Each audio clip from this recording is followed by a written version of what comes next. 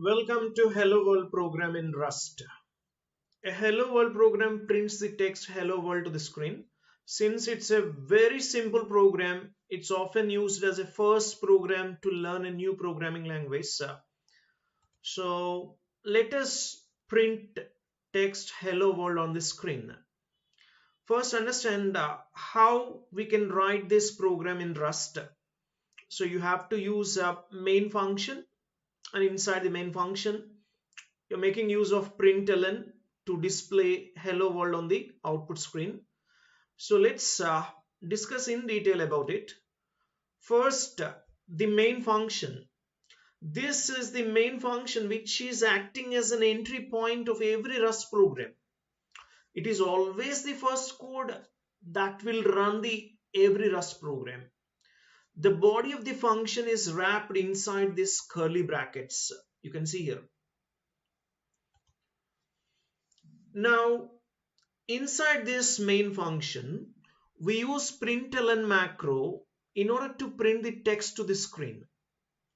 This hello world string is considered as an argument to the println. Finally, we have to end this line with a semicolon, which indicates the expression is completed. In this video, I'll show you how to work with Rust programming online. So very simple, just open Google and type online Rust playground and press enter, or just click on Google search and you will get very first link, that is Rust playground. Click on it and you will see like this. And if you want, you can also configure. Suppose if you like light colors, okay, then set theme to light color. Suppose if you like dark colors, then go for dark color, okay. And you can also press Ctrl plus to increase or zoom, okay. So you can see here already there is an example function main, and inside which there is a statement or a macro to display hello world. So if you click on this run button, you will be able to see the output, that is hello world, okay. So suppose if I modify this to welcome to Rust programming class, okay, and just run this code and see the result. You can see the same result. So we are going to use this particular IDE throughout our course, okay, and it's pretty simple.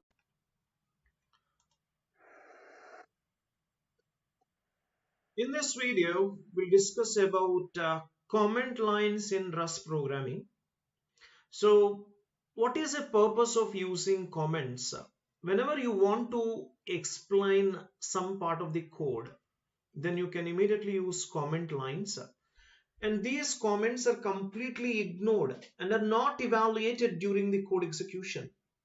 So ideally, a comment should allow the reader to understand the program. So you can observe in this example, main function is clearly explained with the help of a comment line saying that it is an entry point of the program. And later there is a println statement, and again this is explained with the help of a comment line, and it says println is basically used to display the text on the screen. Now coming to what are different types of comments. One is line comment, the other one is block comment. You can observe whenever you want to write a line comment, you have to use two forward slashes and followed by the comment line. And whenever you are writing a block comment, this block comment must be enclosed between slash star and star slash. So look at this example of a line comment in Rust. Here, declare a variable is the line comment, and this comment is going to extend up to the end of the line and is also known as the single line comment. And here it clearly explains we are trying to declare a variable called x in the subsequent line. Now consider block comment in Rust. So here again declare a variable and assign value to it. This is the block comment as it is enclosed in between slash star and star slash. You can see this block comment extending for multiple lines.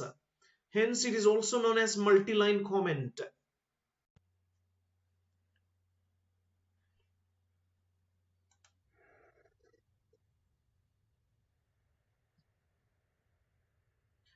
In this video, we'll discuss about variables in Rust.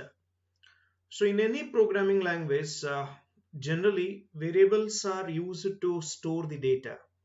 So physically, we can consider as a memory location, and logically, we can call it as a variable.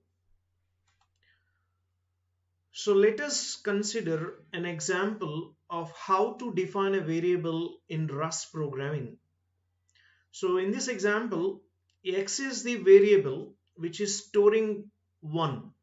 So you can say let x equal to 1 semicolon. Here x is a variable and it is currently storing a value of 1 inside it. Okay.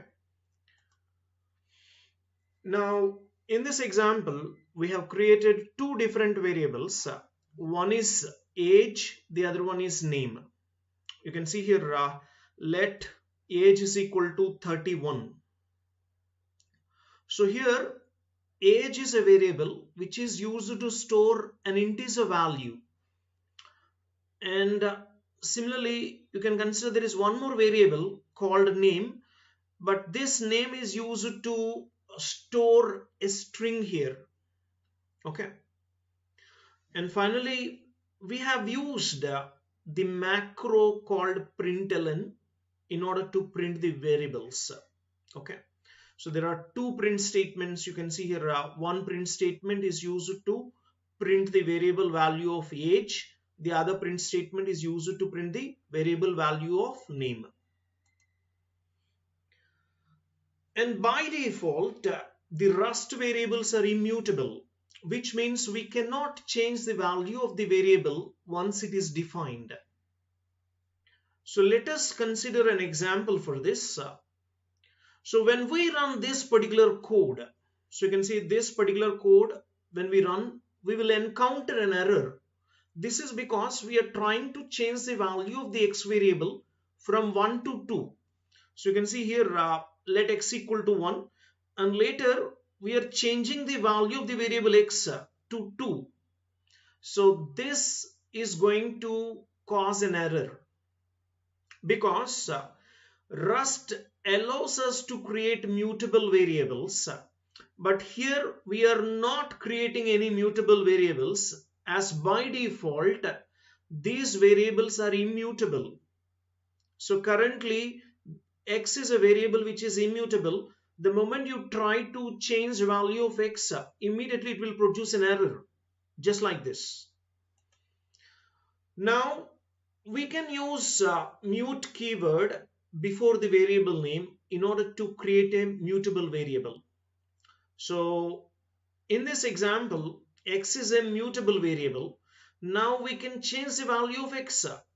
Suppose if you start writing x is equal to 2, this will work for this example because in this example we are carefully writing x is a mutable variable. So let's see an example here. So let mute x equal to 1, which represents x is a mutable variable. So we can change the value of the x variable here. See, the moment you write x equal to 2, you can see we have successfully changed the value of x variable. This is because we have defined x variable using mute keyword. So this is the corresponding output here. We are able to print value of x equal to 1, and also after updating value of x to 2, the same value is getting reflected. Okay, like this.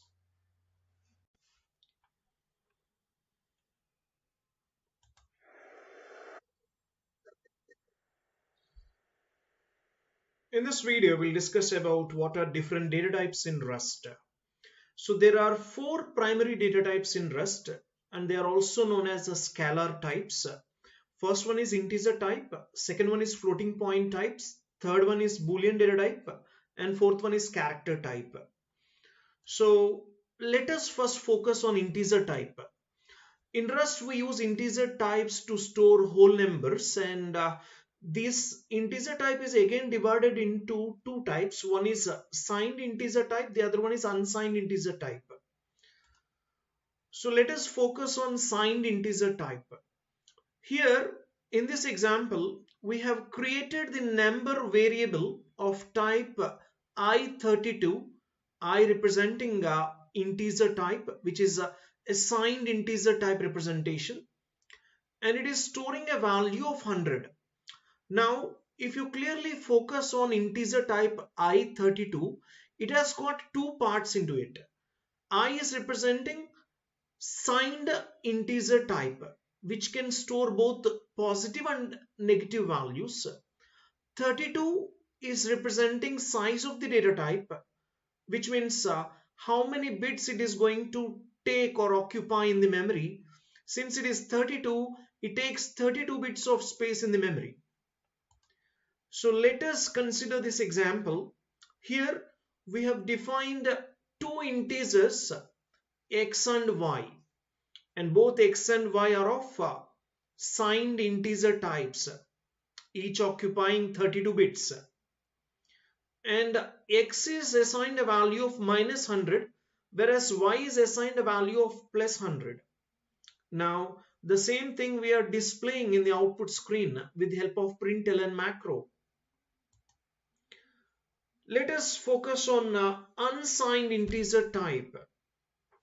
Here we have created the number variable of type U32.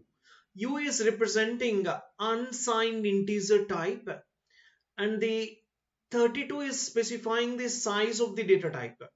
Okay, so it is going to take 32 bits of space in the memory, and the value that is stored inside this variable number is 50. So let us see this example. So here x is a variable of type unsigned integer type.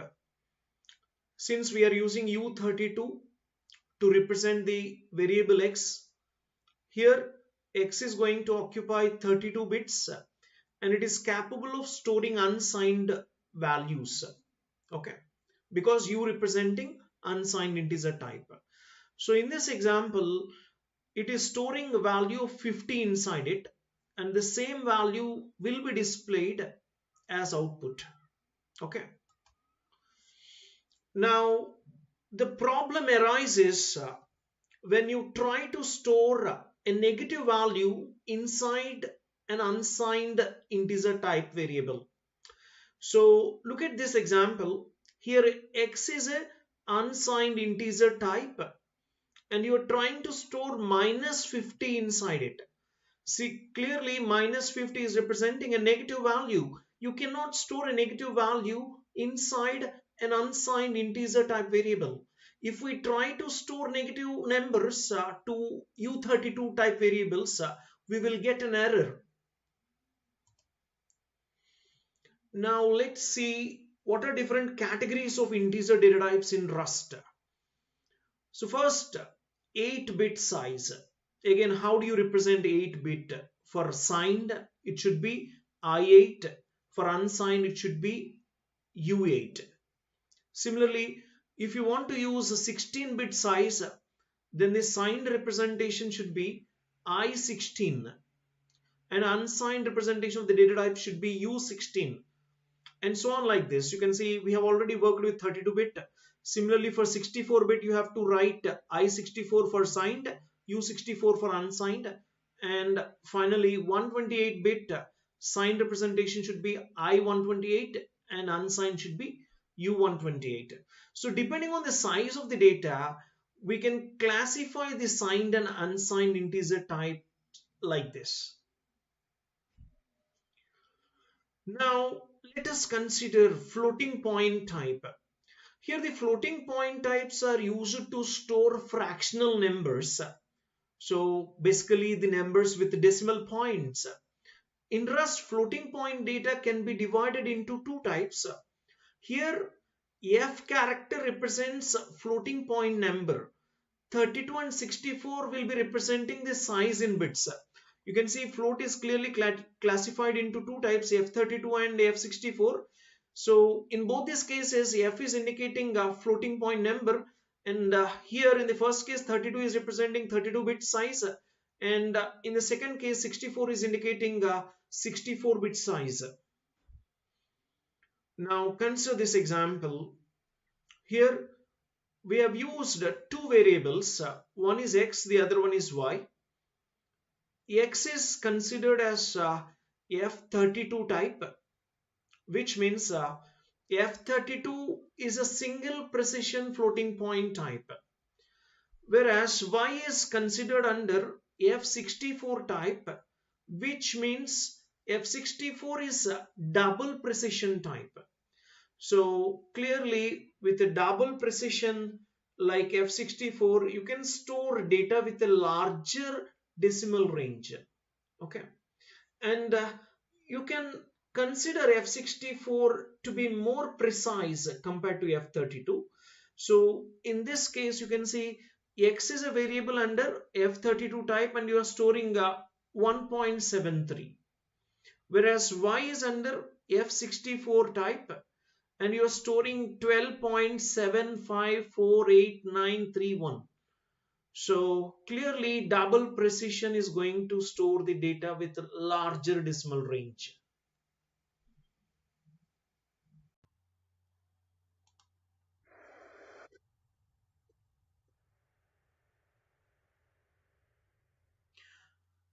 In Rust programming, we can make use of Boolean data type, and it will take two possible values, true or false.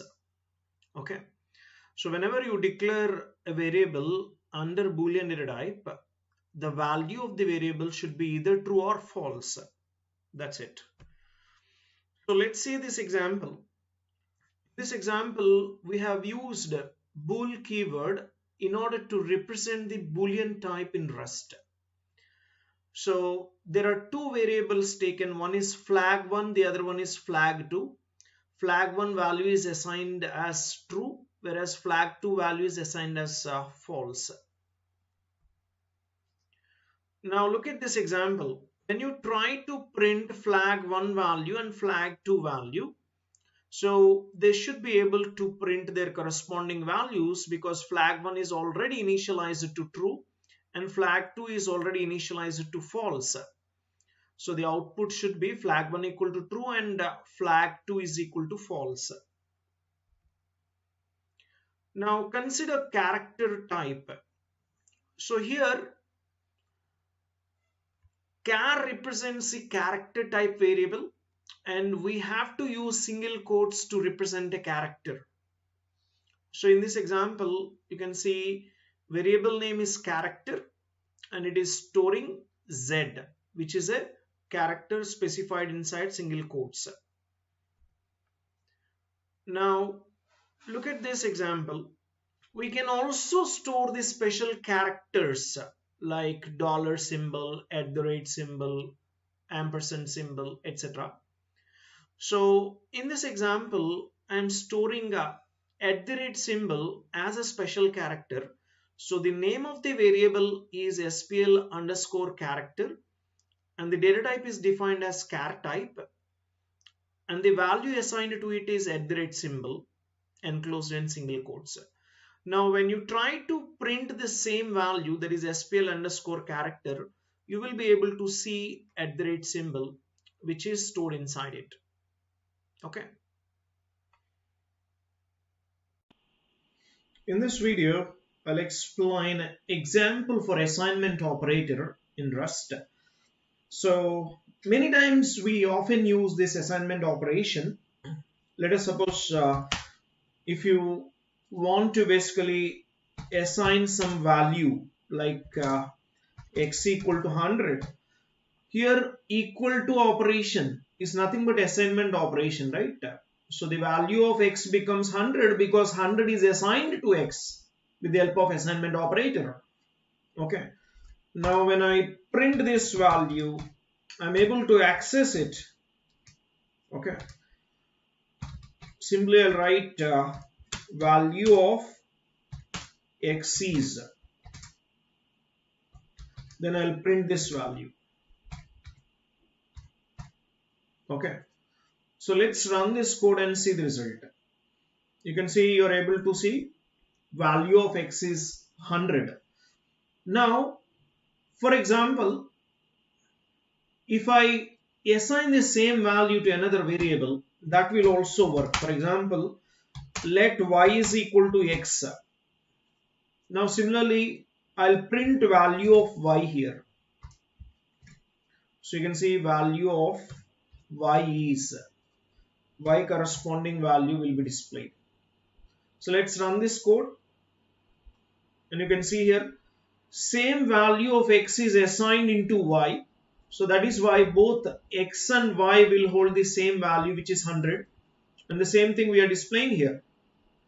And this is all done with the help of assignment operator. Okay.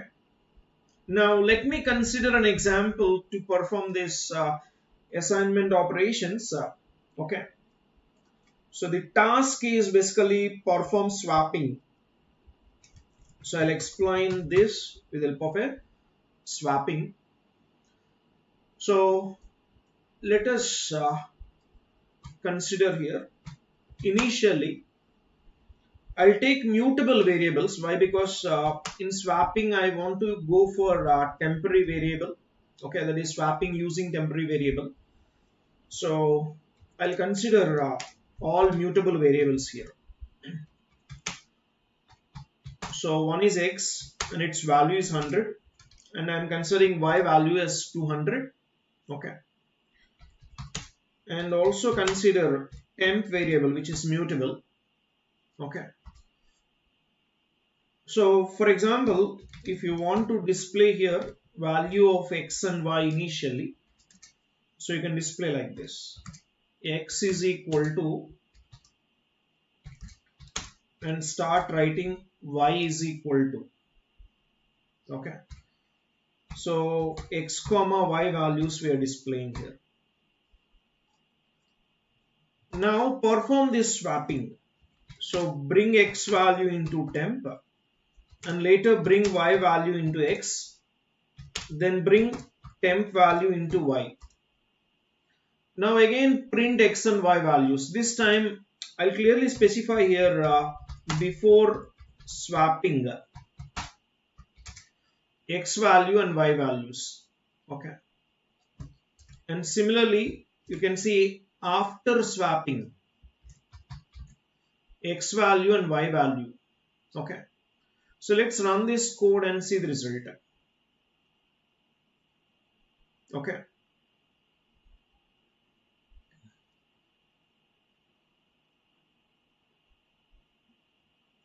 So since we are not changing value of temp here, you can in fact take temp as normal variable instead of assigning mute. Okay. So this is what they are saying. Clear? Because we are not changing the temp value later, right?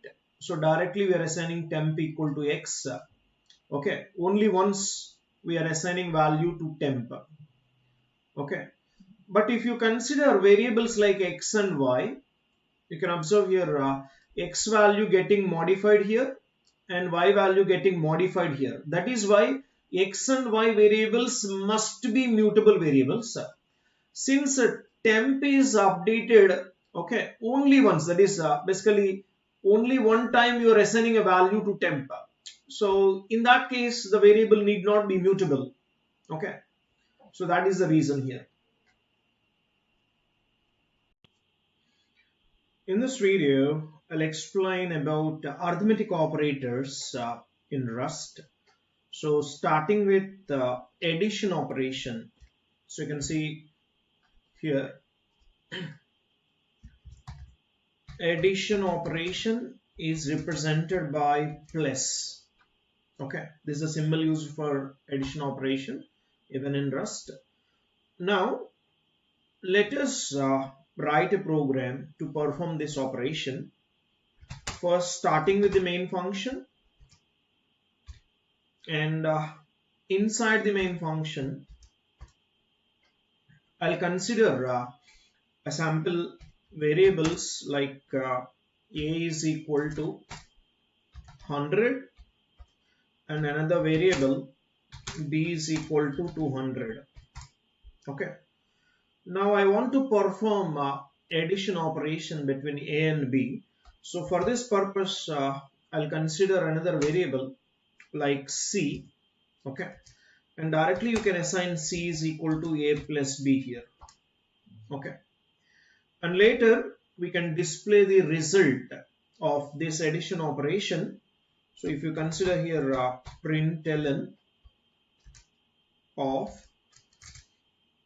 so we are performing addition operation here. So totally 2 elements, and the result is the third element, right? So you are going to display a comma b comma c here. Okay, so a will be displayed in this position, and then b will be displayed here, and then c will be displayed in this position. Okay, now let's run this code and see the result. So you can see the result as 100 plus 200 is equal to 300. So this is how we can represent addition operation. Now the next operation is subtraction operation. You can see subtraction operation can be represented with the minus symbol. Okay, so for the same program, instead of performing a plus b, you can perform a minus b to see the result of the subtraction, and here also I'll write minus symbol. Now let's run this code and see the result. And you can see 100 minus 200, value will be minus 100.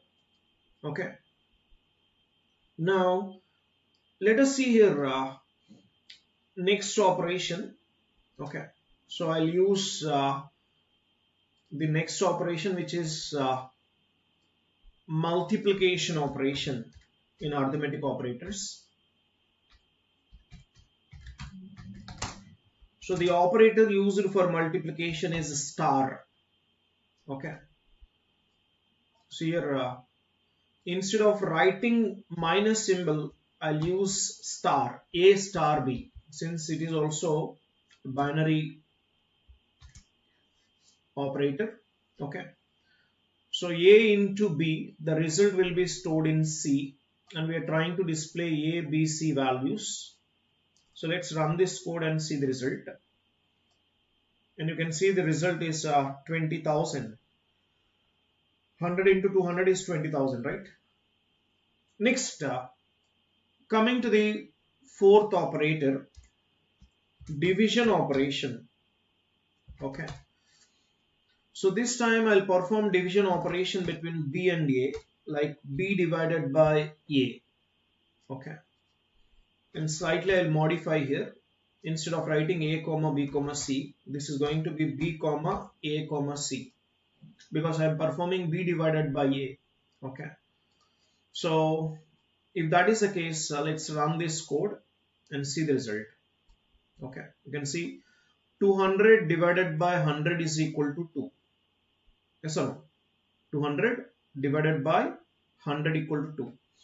So this is how you can get the result here. Okay, now let's consider the other operator, which is remainder operator. Okay, so this remainder operator is represented by percentage symbol. So when you write here b percentage a, okay, so here also you can see b percentage a. So when you're trying to divide 200 with 100, what will be the remainder? So obviously the remainder will be 0. Okay, so that's why you'll get result as 0. So this is how you can perform any operation, okay, that is arithmetic easily here, okay, in Rust.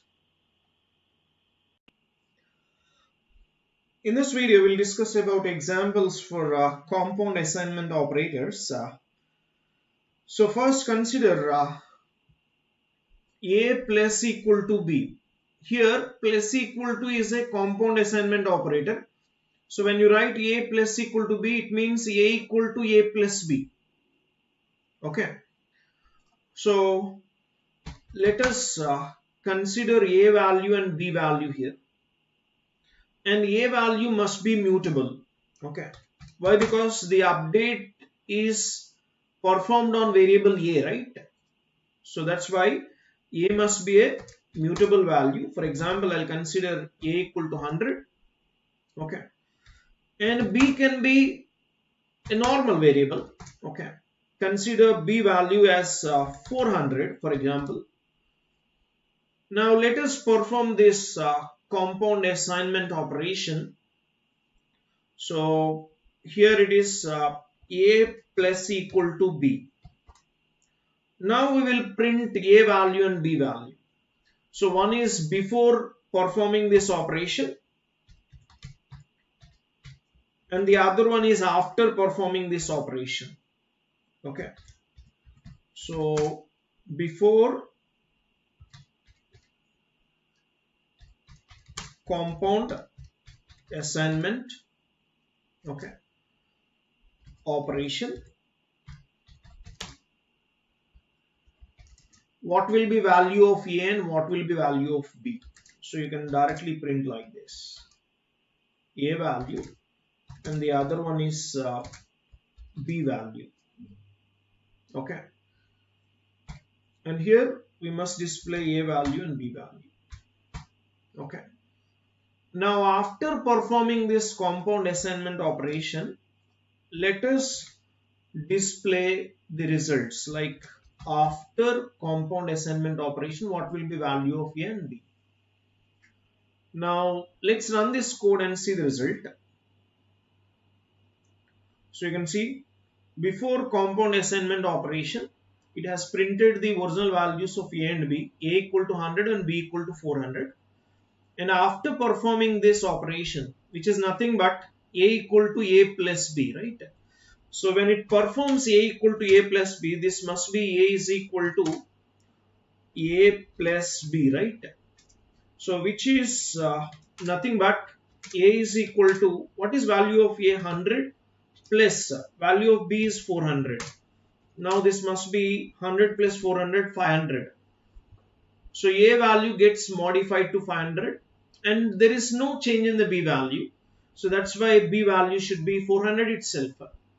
Okay. Suppose if you are performing the same operation on b by not making b as a mutable variable, then it will throw you an error. So I'll show you. B plus is equal to a.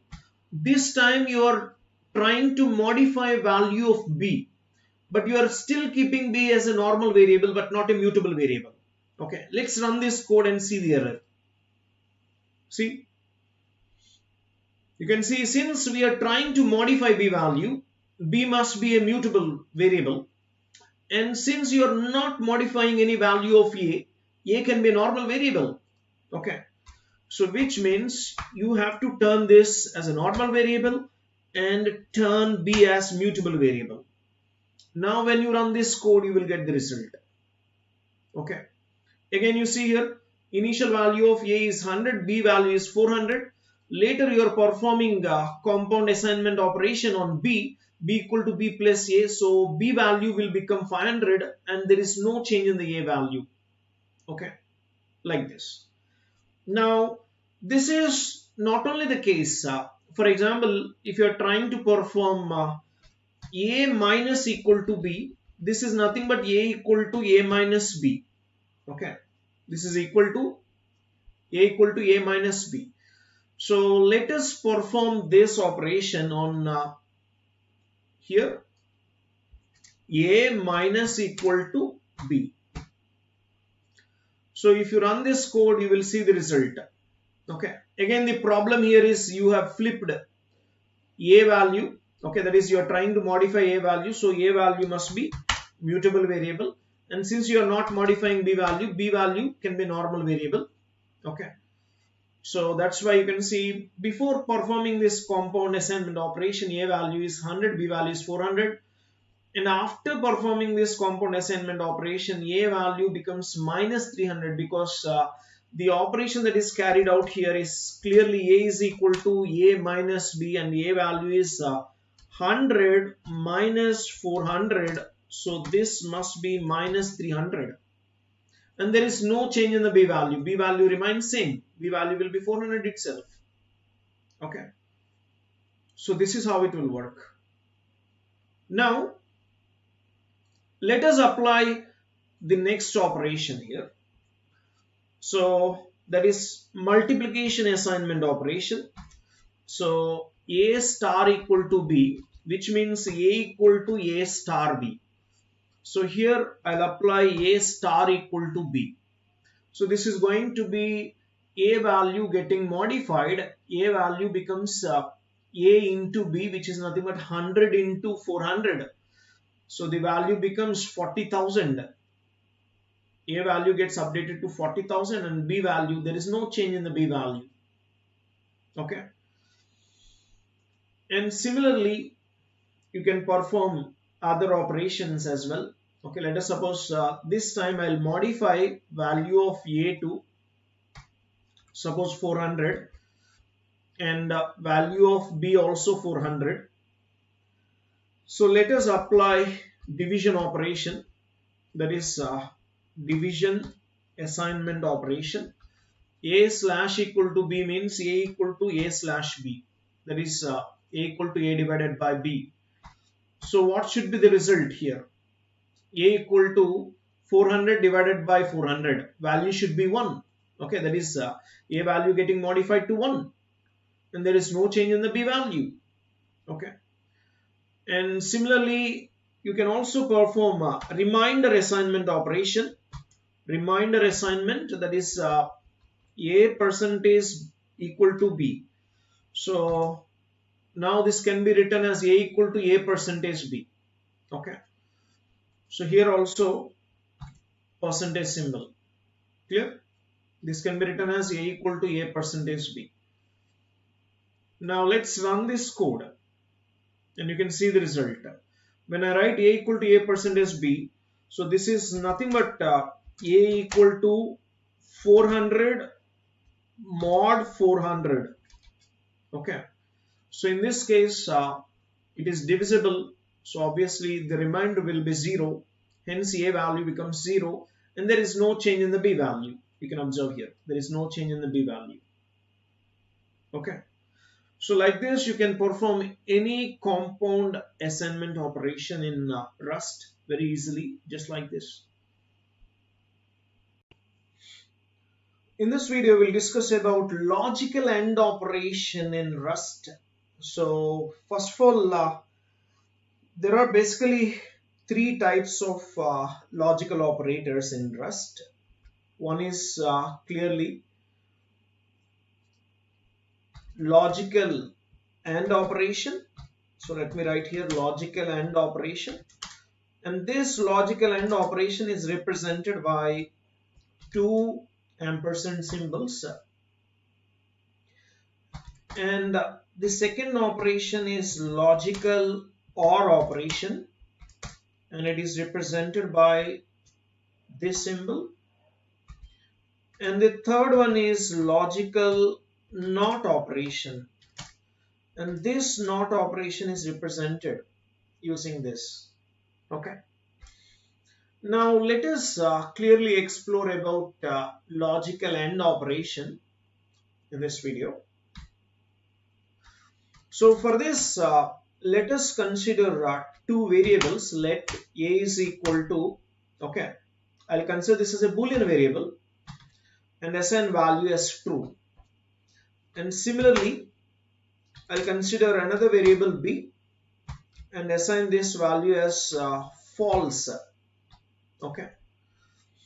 Now when you want to apply logical AND operation and you want to store the result in another variable, so for this purpose I'll take another variable C and I'm applying logical AND operation between these two variables A and B here.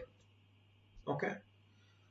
Now let us print here the result of this logical AND operation. Okay.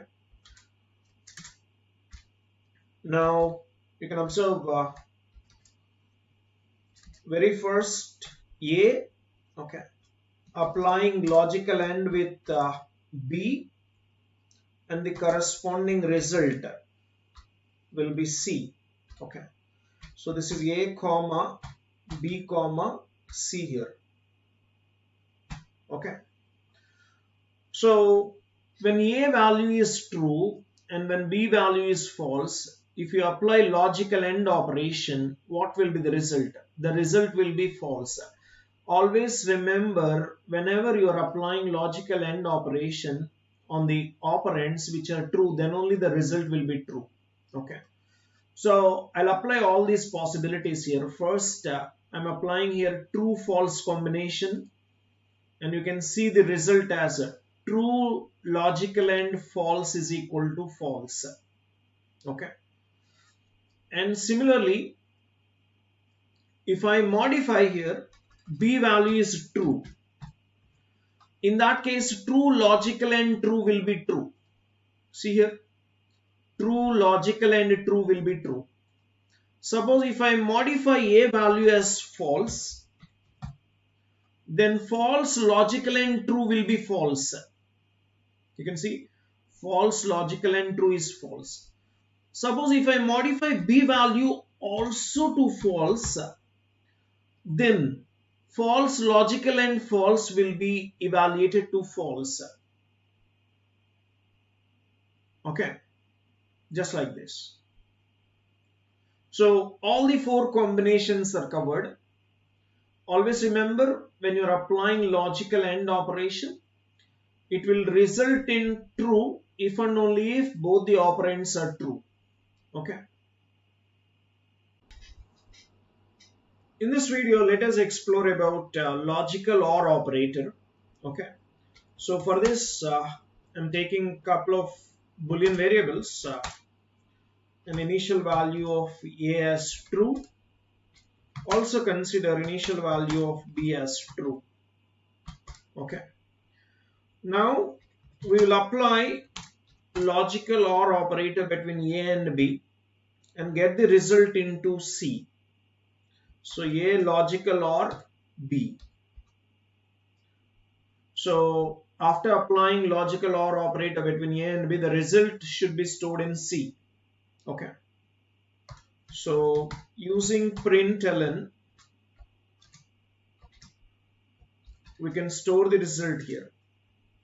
Logical OR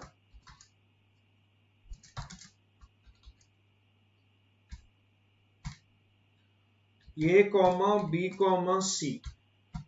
Okay. Now look at this logical OR operator between A and B. And you can see true logical OR true equal to true. Okay. So whenever you apply logical OR operator, you will get false only when both are false. In all other cases, you will get true. Okay. See, if I modify B value here to false, and if you run the code, then you will get true. Okay, because true logical or false is true. And if suppose if I flip this, that is B value is set to true and A value is set to false. In that case, false logical or true will be again true. Okay. Suppose if I modify B value to false, then false logical or false will be evaluated to false. So you can see here, false logical or false is equal to false. Okay. So if you understand four different possibilities here, there is only one possibility that will give you false as result. That is, when both the operands are false, then only you will get result as false in logical OR operator. In all the remaining three cases, you will get result as true. Logical NOT operator is different from the other two operators because logical OR, logical AND are binary operators, whereas logical NOT is a unary operator. So which means you can apply logical NOT on a single operand only.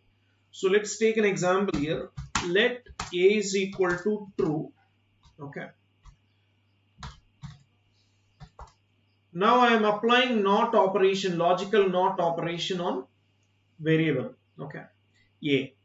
So let us consider result equal to logical NOT operation applied on A. And let us display the result here. Okay. So result is RES we are displaying here. Okay. So let's run this code and see the result. So whenever you are giving input as true and applying NOT operation on true, so not true will be false. And similarly, if you are applying not false, okay, that is A value is set to false, and here applying not false, that will give you the result as true. So let's run and see the result. You can see result is true because the input A value is false. When you are applying not operation on false, it will be true. The same will be stored in RES, and then we are displaying RES value here. Okay. In this video, we'll discuss about typecasting in Rust. So usually when we want to convert a variable from one data type to another data type, we apply a concept of typecasting. So let's see an example in Rust here. So we use this keyword called as. Okay, as is the keyword which is used to perform typecasting in Rust. And in this example, you can observe decimal as U16. So this expression will convert F64 floating point type to U16 integer type. Okay. Now consider this example, the type conversion from character to integer data type in Rust. So the character data type is internally stored as a Unicode scalar value, and it is nothing but a numeric representation of a character. So the Unicode value of the character capital A is 65. So we get the output of 65 when we are converting the character A into an integer value. Okay. So that's why character A is converted into integer. So we will get its corresponding Unicode value, which is 65. In this video, we'll discuss about Boolean expression. First, what is meant by a Boolean expression? Any expression that returns either true or false as output is considered as a Boolean expression. So remember, any expression that can return either true or false as output is said to be a Boolean expression. Now let us consider an example for a Boolean expression in Rust. So first I'll consider a variable. Let x is equal to 7 be the variable. Now let us write a condition here. So let condition is equal to x greater than 5 semicolon. So this represents it is a Boolean expression. Okay, so you can observe clearly this is going to be a variable declaration and this is a Boolean expression. So in this Boolean expression, when you substitute x value here. What is value of x here? 7. So this is going to be 7 greater than 5. So this condition is going to be true. So when you try to print this value, it should result in true. Why? Because x greater than 5, for this value of x 7 greater than 5 is going to be true. Now this true will be stored in condition. So when you display this using println macro, you will get result as true. Okay. Now let us consider how we can write if statement in Rust. So let me write the syntax for the if statement here. So the general format or syntax of writing if statement will be just like this. First you have to specify if, followed by condition. So this is condition, and then start of block, and here you have to start writing the code inside this block, and this is the end of block. Okay. And if this condition is evaluated to true, the code inside this if block will be executed. Suppose if this condition is evaluated to false, then the code inside of this if block will not be executed. So let me give you an example for this here.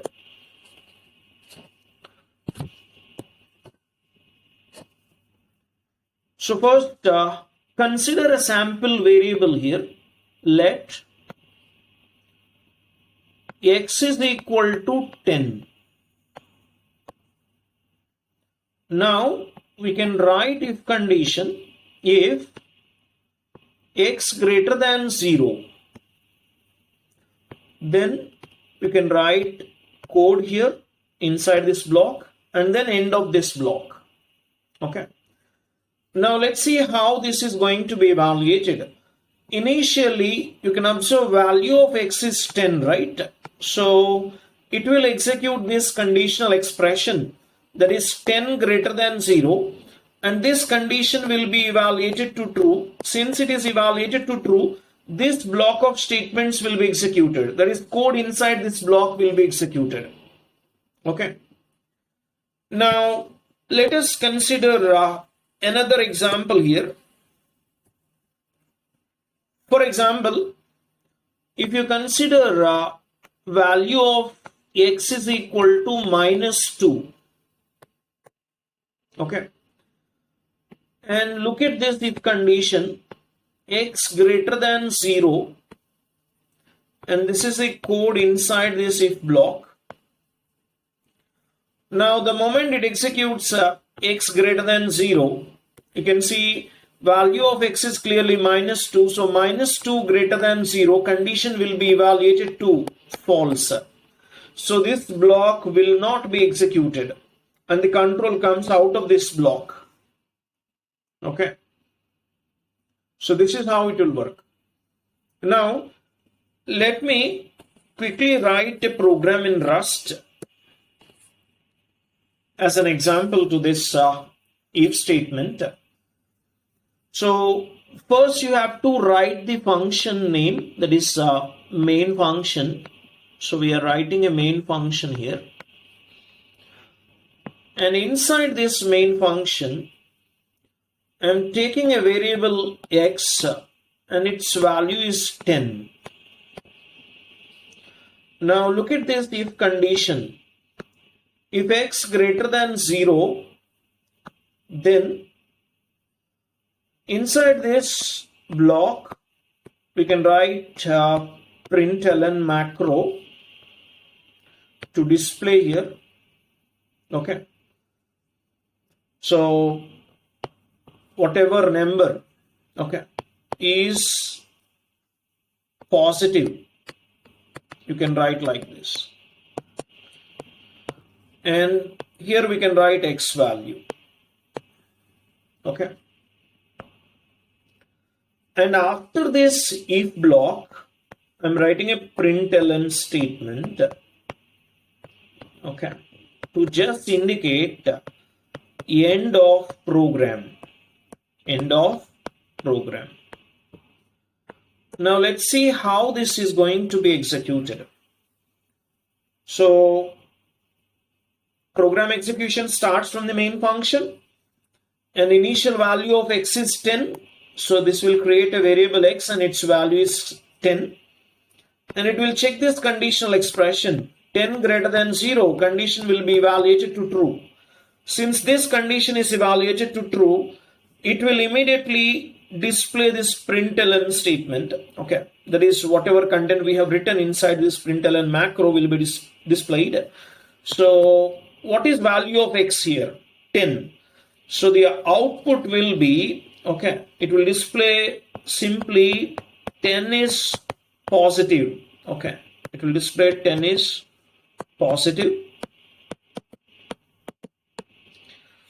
And after displaying this statement, now control comes out of this if block and it will start executing this println statement. And here it will display end of program. It will display end of program. Okay, just like this. Okay.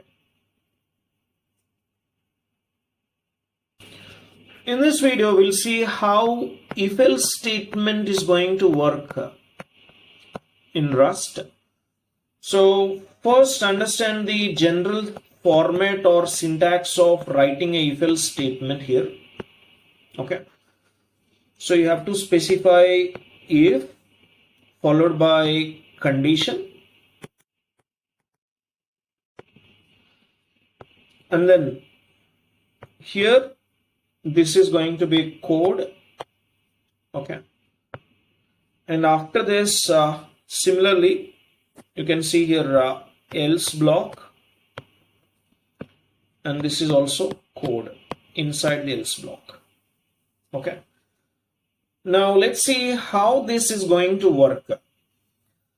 Whatever condition that you are writing here, if this condition is evaluated to true, in that case, whatever code is written inside this if block will be executed and else block will be simply skipped.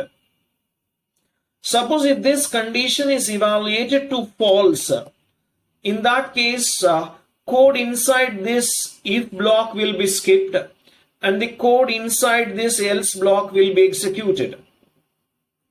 So that is how it is going to work. Okay.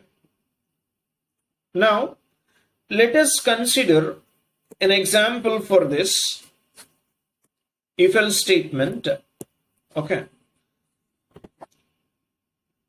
So, let us suppose I am considering the main function, and inside the main function, we will take a variable like x is equal to -2.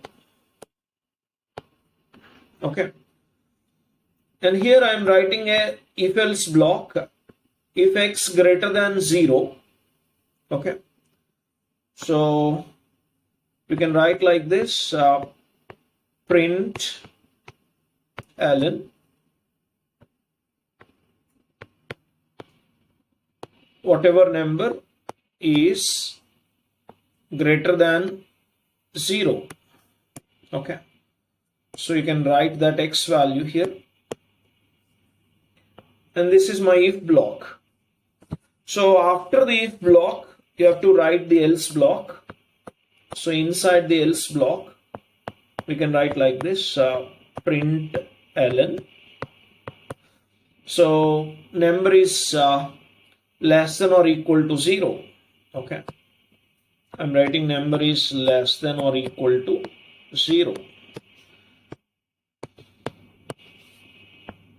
Okay, and this is going to be end of this particular function. Okay, now let's see how this is going to work. First, the program execution starts from the main function, and x equal to -2 will create a variable x and its value is going to be -2. Now inside this -2 greater than 0 condition becomes true or false. So this condition will be evaluated to false. So it will move to the else block, and inside the else block, this statement will be executed. And you can see obvious output will be here. This will display the statement saying whatever value that is represented inside this particular value x. Okay, so minus 2 is less than or equal to 0 because the x value will be displayed here. Okay, so the obvious output will be minus 2 is less than or equal to 0. Okay, so this is how it will work. Now, in this video, we'll write a sample program to check whether the given number is even or odd. Okay, so given number is even or odd. Now, for this, we start with the main function, and inside this main function, let us consider a variable and its value as 8, for example. Now we will check this condition of value of x is even or not by dividing it with 2, and you will get a reminder whether that reminder is equal to 0 or not. Okay, so if suppose this reminder is 0, it means whatever number that you are taking is divisible by 2. In that case, we can display it is clearly a even number. So you just need to display even number. Okay, now suppose if this condition is evaluated to false, then we can display odd number. Any number which is not even will be an odd number. Okay, so just like this. Okay, now let us run this code and see the result. So you can see it is clearly displaying the given number is even number. Suppose if I modify this number to 7, for example, in that case it will display odd number, isn't it? Okay, so this is how it is going to work.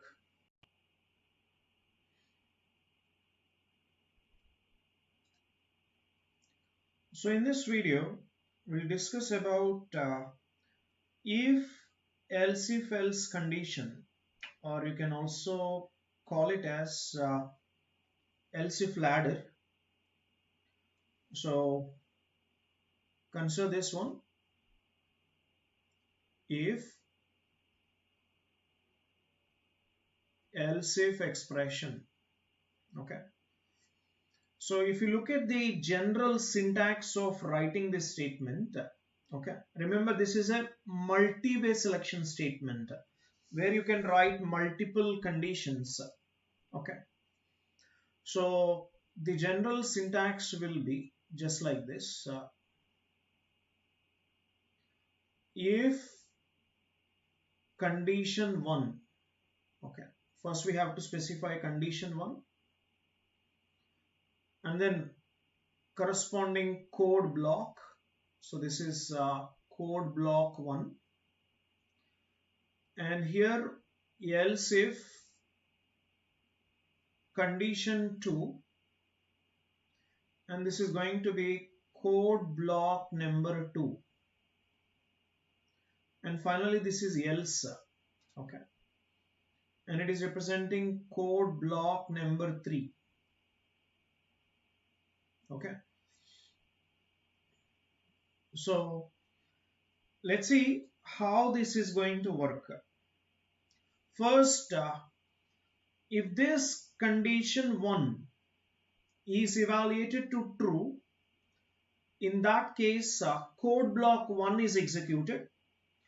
So once the code block 1 is executed, then the control will be moved right here by skipping code block 2 and code block 3. For example, if this condition 1 is evaluated to false, in that case control is moved to evaluate condition 2. If this is evaluated to true, then it will execute code block number 2. So once the code block 2 is executed, then code block 1 and code block 3 will be skipped. Okay. Suppose if this condition 1 is evaluated to false and condition 2 is also evaluated to false, then control comes directly to code block 3 for execution. Okay. Now let me explain with an example here. So I'll consider a variable, let x is equal to 2. Okay. If x greater than 0, now this is going to be code block here. Similarly, else if x less than 0, then this is the code block. And finally, else block. Okay. This is the code block. Okay. Now look at this, value of x is clearly 2. So 2 greater than 0, condition becomes true and this code block will be executed. Suppose if you are considering x equal to minus 2, in that case minus 2 greater than 0, condition will become false, whereas minus 2 less than 0, condition becomes true and this code block will be executed in that case. Okay.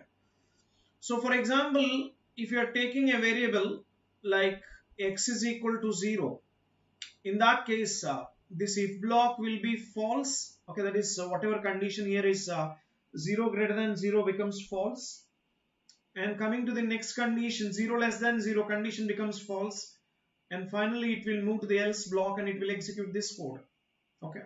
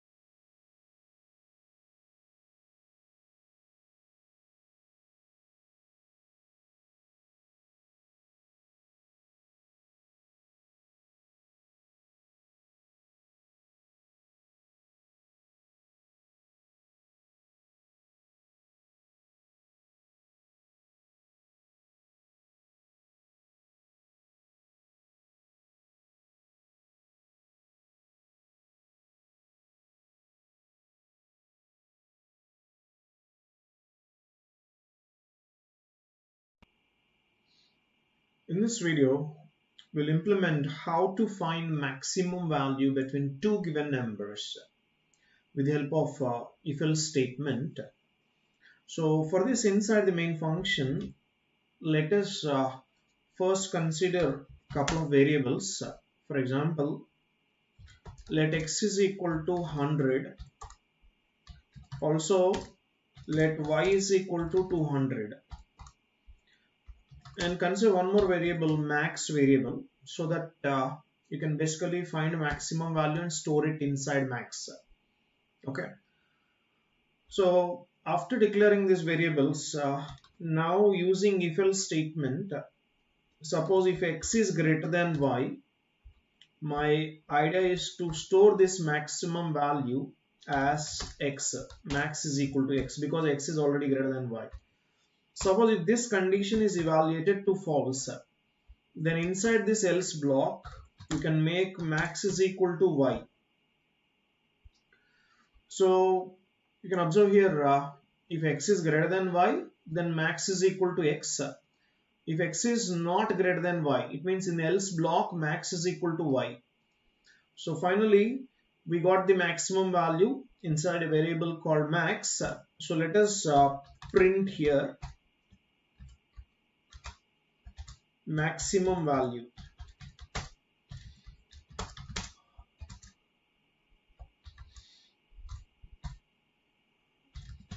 Okay, like this. Now let's run this code and see the result. Yeah, so we should not place this inside the brackets. So directly write if x greater than y. Yeah, x is greater than y, condition becomes false because 100 greater than 200 condition becomes false. So it will move to the else block and it will execute max is equal to 200, and then we are printing the maximum value as 200. You can see the result, maximum value is 200. Okay, now similarly we can also find maximum among three given numbers. Okay, maximum inside three given numbers. So for this we have to basically consider three values. Let us suppose let z is equal to 150, for example. Now among three values I am going to find the maximum value. So in this case, first write down the if condition. If x greater than y, logical end, x greater than z. So in this case, you can note down max is equal to x. Suppose if this condition is false, then you can write an else if condition here. So it should be y greater than x and y greater than z. If y is greater than x and greater than z, in that case, you can write max is equal to y. Finally, inside the else block, okay, so if x is not maximum, if y is not maximum, then all you need to do is max is equal to z. Okay, and finally we have to display the maximum value, isn't it? So let's run this code and see the result. Okay, so this is logical and okay, yeah, so you can see maximum value is 200. Clear? So initially it will check x greater than y, logical and x greater than z. 100 greater than 200, logical and 100 greater than 150, condition will become false. And here 200 greater than 100, logical and 200 greater than 150. So both these conditions are true, therefore max is equal to 200, and later we are displaying the maximum value as max. Okay. So this is how we can find maximum among three given numbers using else if ladder. Okay. Now let us discuss about concept of loops in Rust programming. So first, what is meant by loop?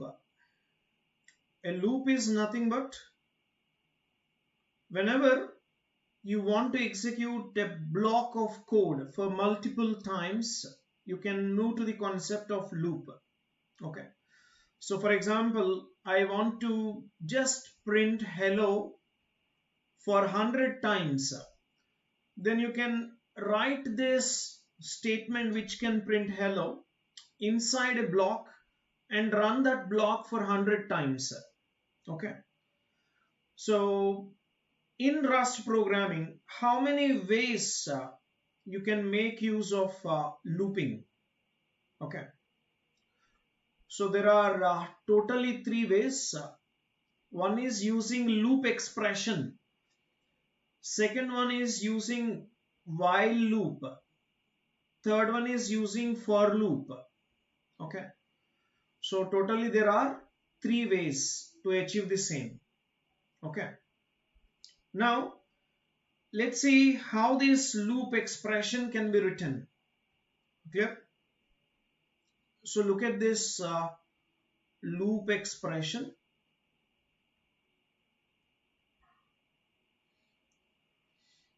The general syntax of the loop expression will be, you can write loop, okay, and inside this loop you can write code which is used to execute.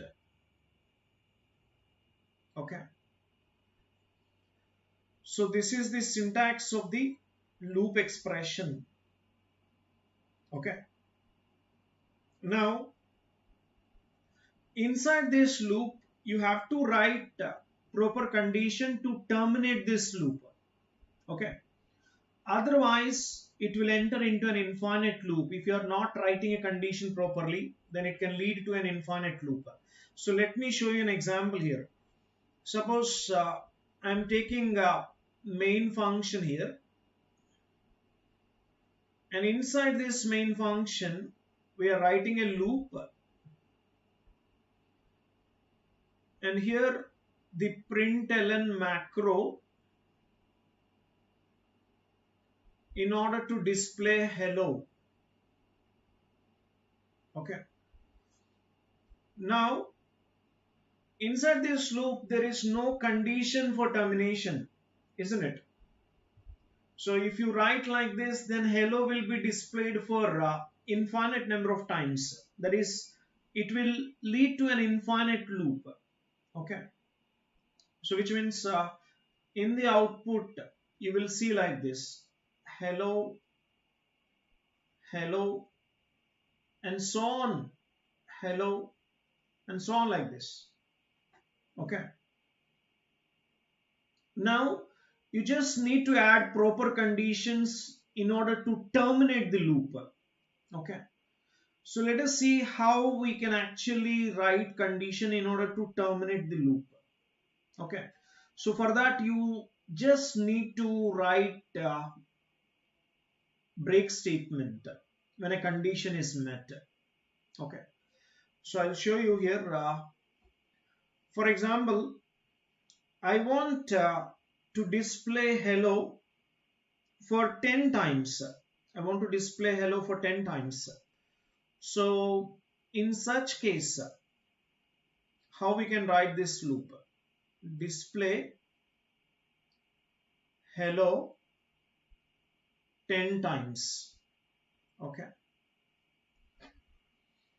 so first consider main function, and inside this main function let us consider a variable, a mutable variable n, and its value is initially 0. Now loop these statements. So inside this loop we can perform n equal to n plus 1, and later I will display hello here using println macro, and now here comes the condition. So look at this condition carefully. If, okay, n greater than or equal to 10, if n greater than or equal to 10, in that case I'm asking you to break the loop. Okay, suppose if I like this. Okay, so if I write like this, in that case let's see how this is going to work here. So program execution starts from the main function, and inside the main function you are taking a mutable variable n, and its value is initially 0. Now inside this loop you are writing n equal to n plus 1. So n value becomes 0 plus 1, it will be 1, and immediately it will display hello in the output screen. So you can see in the output this will display hello. And after displaying hello, look at this conditional expression, n greater than or equal to 10. So this must be 1 greater than or equal to 10. Condition will become false. So associated block will not be executed. It will move to the next iteration. In the next iteration, you can see n equal to n plus 1. N equal to 1 plus 1 value will become 2. And again hello will be displayed here. And later n greater than or equal to 10. This time 2 greater than or equal to 10. Condition will become false. So break statement will not be executed. Okay. In the next iteration n equal to n plus 1, value becomes 2 plus 1, which is 3. And again hello will be displayed. Okay. And then 3 greater than or equal to 10. Condition will become false. And so on like this. So totally 10 times it will work, isn't it? The same hello will be displayed for 10 times. Why? Because this n value, the moment n value becomes 10, okay, after displaying 10th time hello, then 10 greater than or equal to 10, condition becomes true and break statement will be executed. It will move the control out of the loop. Okay. So this is how it will terminate the loop, by writing a condition and the associated block inside that condition is break statement. Okay, just like this. In this video we'll discuss about concept of while loop in Rust. So generally we write while loop in order to execute block of statements until the condition becomes false. So let us see the syntax of writing a while loop. So here we can write while condition,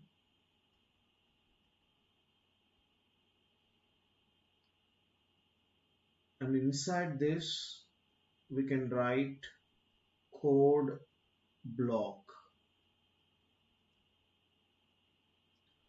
Now whatever statements that you write here comes under code block outside the while loop. Okay, so this is not going to be part of while loop. So let's see how this is going to work. First of all, while condition, this condition will be evaluated. If this condition is evaluated to true, then this block of statements will be executed. And again, after executing this code block, again the control is transferred to execute this condition. If it is again true, then the block of statements will be executed again. And this is continued until the conditional expression becomes false. Okay. So once the condition becomes false, control will come outside of the while loop. Okay. So which is known as termination of the loop. Clear?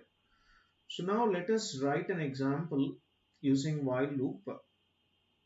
Suppose if I want to display numbers starting from 1 to 5, let us suppose I want to display these numbers from 1 to 5. Okay, so we can write or start with the main function. Okay, function main, and inside this main function, let us consider a mutable variable.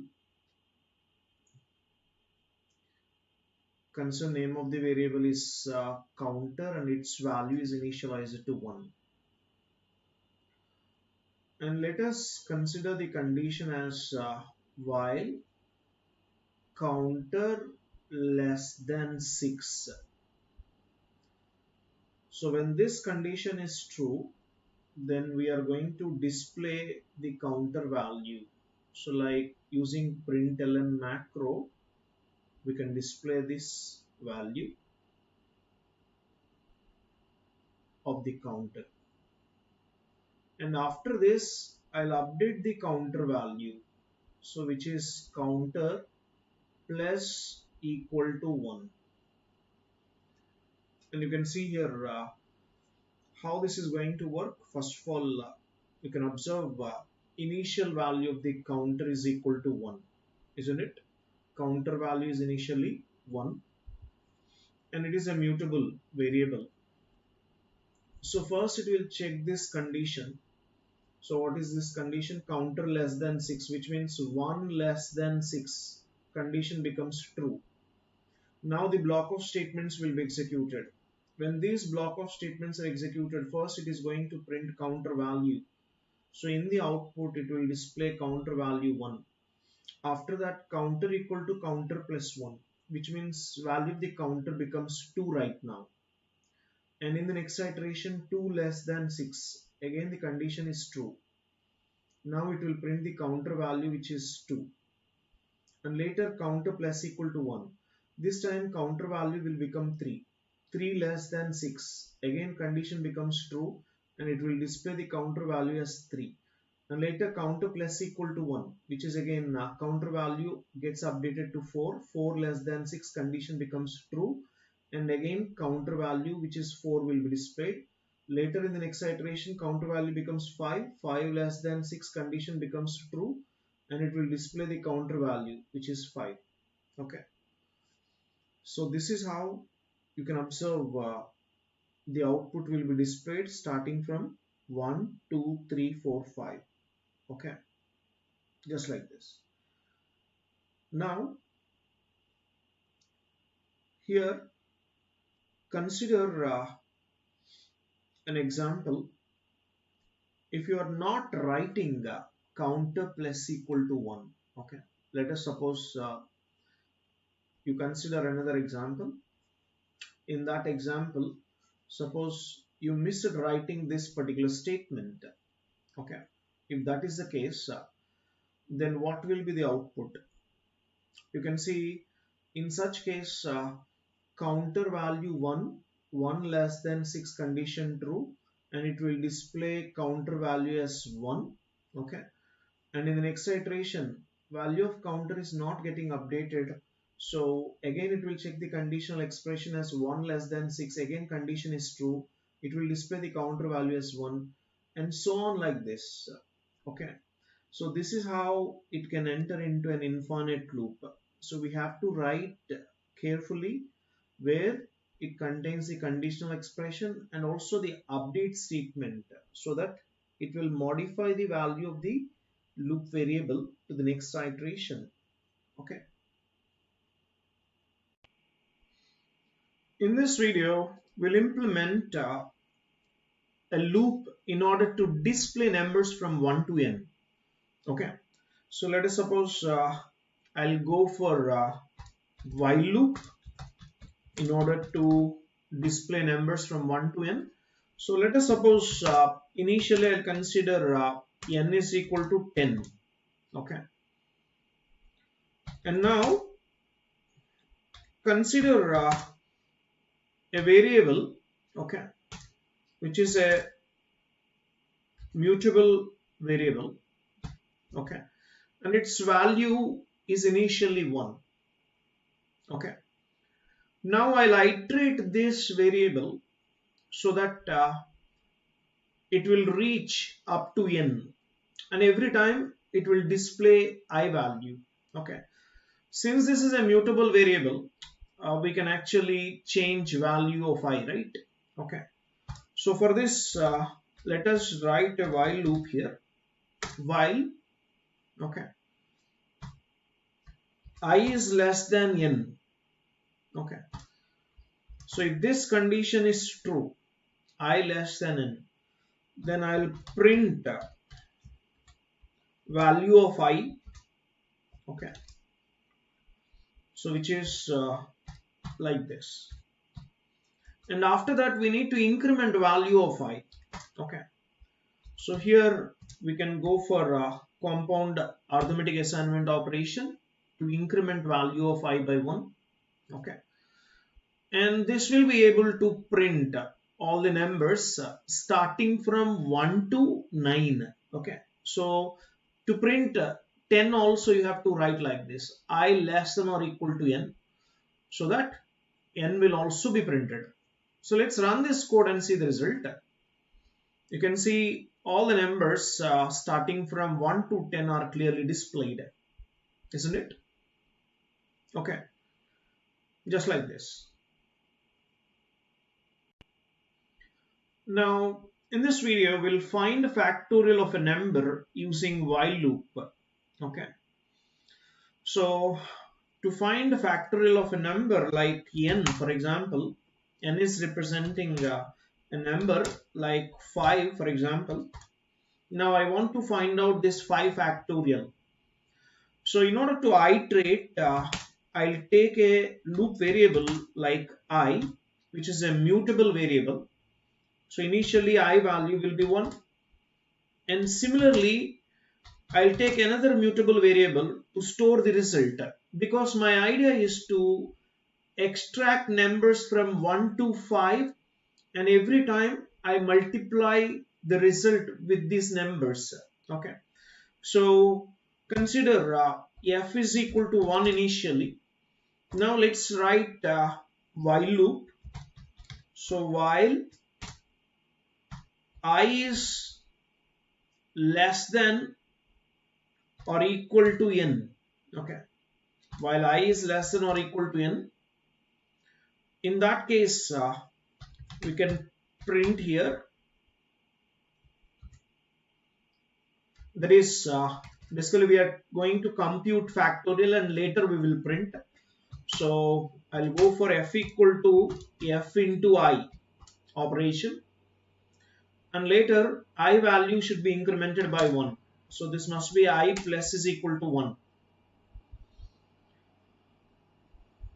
And once the factorial computation is over, then we can display the result that is stored inside variable f. Okay. So here we can write println factorial result is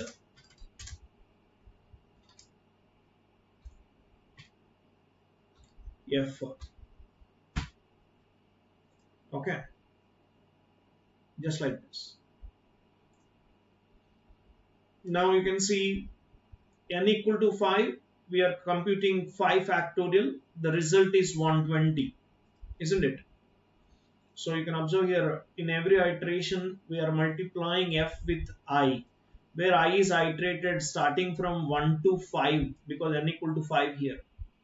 Okay, to update we are performing I equal to I plus 1 here, and finally the result is like this.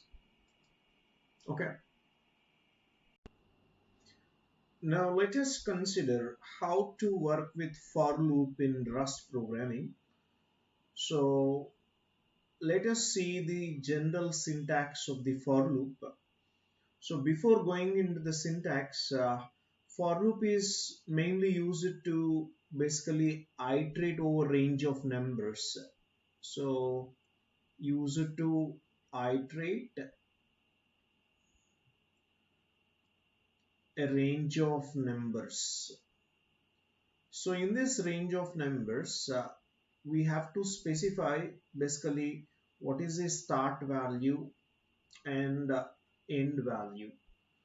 And remember, while writing this for loop, the start value is inclusive, whereas the end value is clearly exclusive.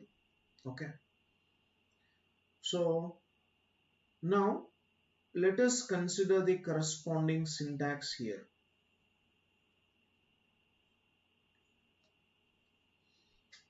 First, for, and here variable, for variable in, specify the start value in the range and followed by two dots. Now specify the end value. Okay, and remember, start is inclusive, end is exclusive. Okay, and here we have to specify the code block or block of statements inside it. Okay, so immediately this for loop is going to iterate starting from this value up to less than this end value, and every time it will execute this block of statements clearly. Okay, now let us consider an example. Similarly, to display numbers starting from 1 to 5. Okay, so basically I want output like this. I'll show you here. The expected output must be like this: 1, 2, 3, 4, 5. This is the expected output. So to get output like this, in Rust we have to write a program using for loop by specifying for loop inside the main function, for example. So I'll take a loop variable here for I in. So let us write the range here, start value and end value. Since end value is exclusive, we have to write like this. And inside this for loop, we can include this print statement. Okay.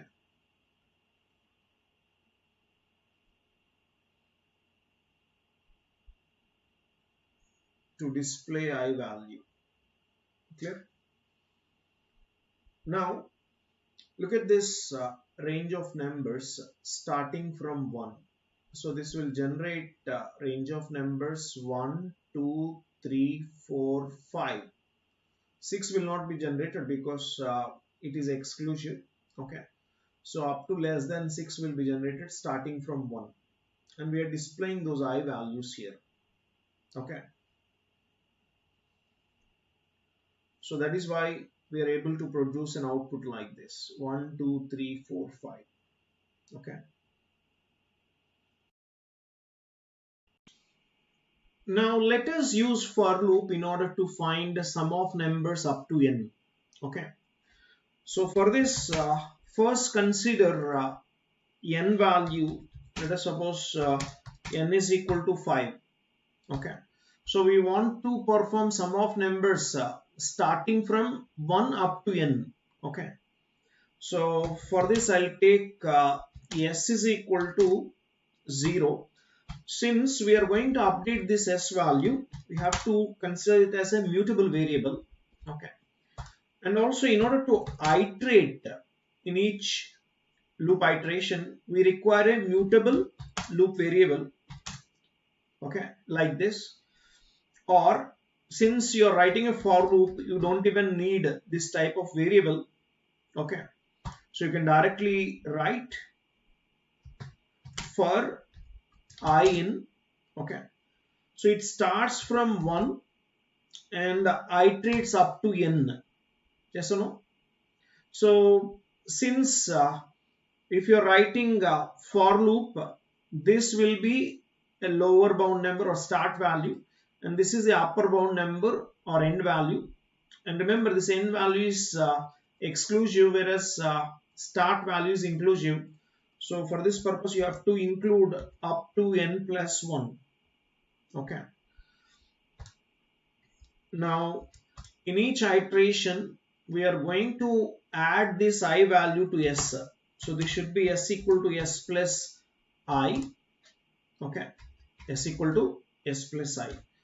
Now when you come outside this for loop, you can start printing s value. Okay, so this must be like this.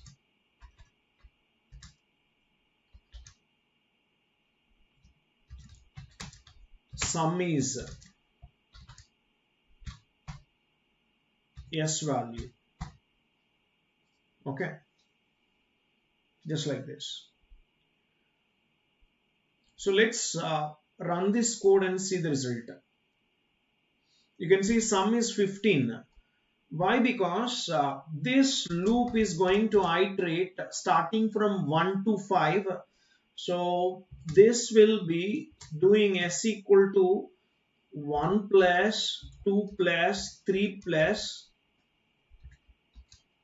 4 plus 5. Okay. So in the first iteration it will add 1, in the second iteration it will add 2, and so on. In the fifth iteration it will add 5. So this should be giving result as 15.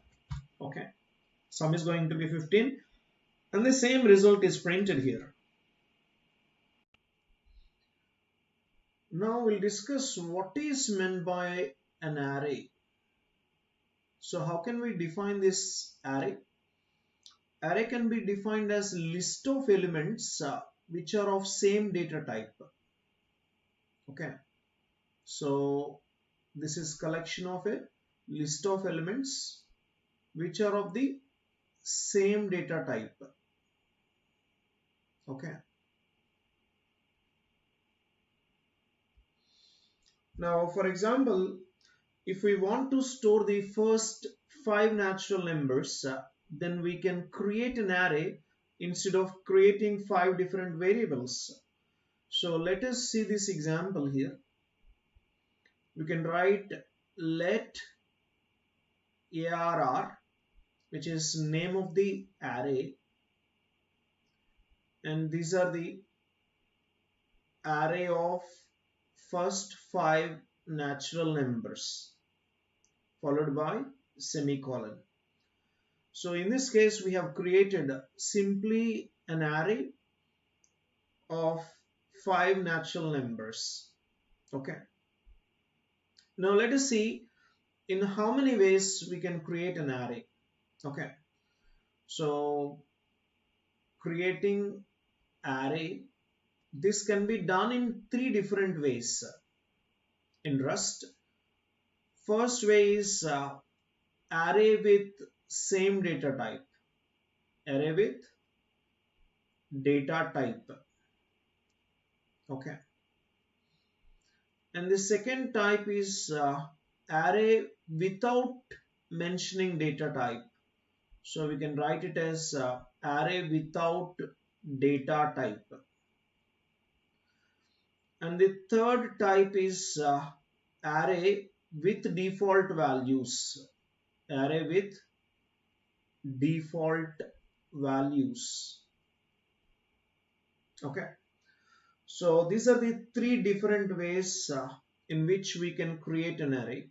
So let us understand each of these array creation methods in detail. So starting with the very first one, that is array with data type. So array with data type.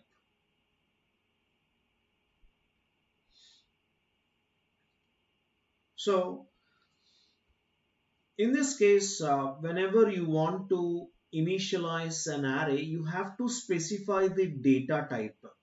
Okay, you have to specify clearly the data type. So let us see how we can declare with an example here. Let name of the array is numbers. Okay, and here we are specifying the data type of the array as I32 semicolon 5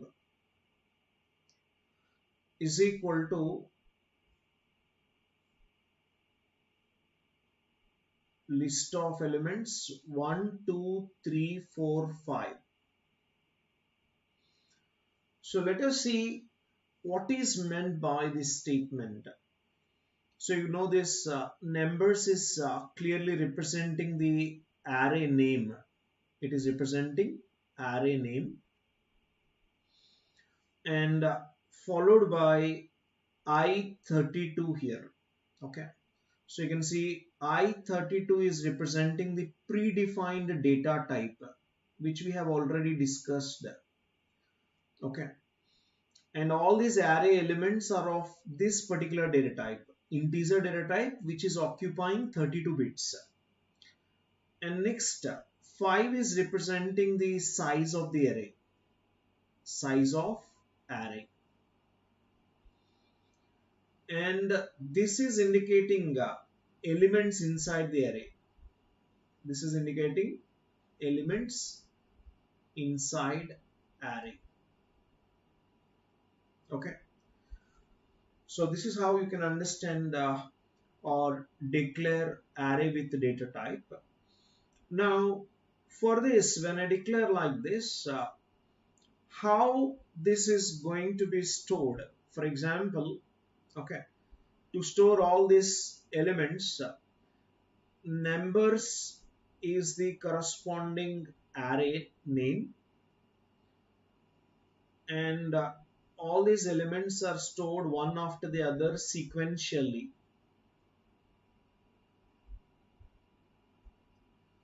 In the first location, it will store 1, in the second location 2, third location 3, fourth location 4, and fifth location 5. So you can observe these are the indices. Okay, this is index 0, index 1, index 2, this is index 3, and this is index number 4. Okay, so internally it will be stored like this. Okay, suppose if you want to display this particular array, okay, so then it's easy to display this content. Just simply write println macro and use this array name. Okay, so let me write here for displaying this array. Okay, to display this particular array, so you can simply write like this: print ln of name of the array, so followed by semicolon. So this statement will display all the elements of the array. Okay, so this is how it will work. Now let us move to the second type of representing array.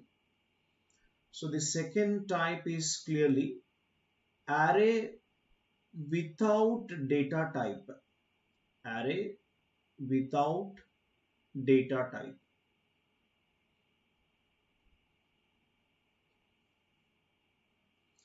So in Rust, we can also define array elements without specifying the data type. So let us see this type of representation. So inside the main function itself, you can directly write list of numbers like this. Let numbers is the name of the array, is equal to the list of elements like this: 1, 2, 3, 4, 5. These are all list of elements. Okay, now to display these elements, simply you can write print ln numbers. Okay, so it will automatically display the output like this. You can see numbers array will be displayed containing elements 1, 2, 3, 4, 5. Okay, now clearly if you observe this example, numbers is representing the name of the array, and these are all elements which are stored inside this array. And you can see here we have not defined the data type and the size of the array. So in this case, Rust compiler will automatically identify the data type and size by just looking at these array elements. Okay, so this is how you can also make use of array declaration without specifying the data type. Okay, now let's see another method of working with array. So the third method is array with default values.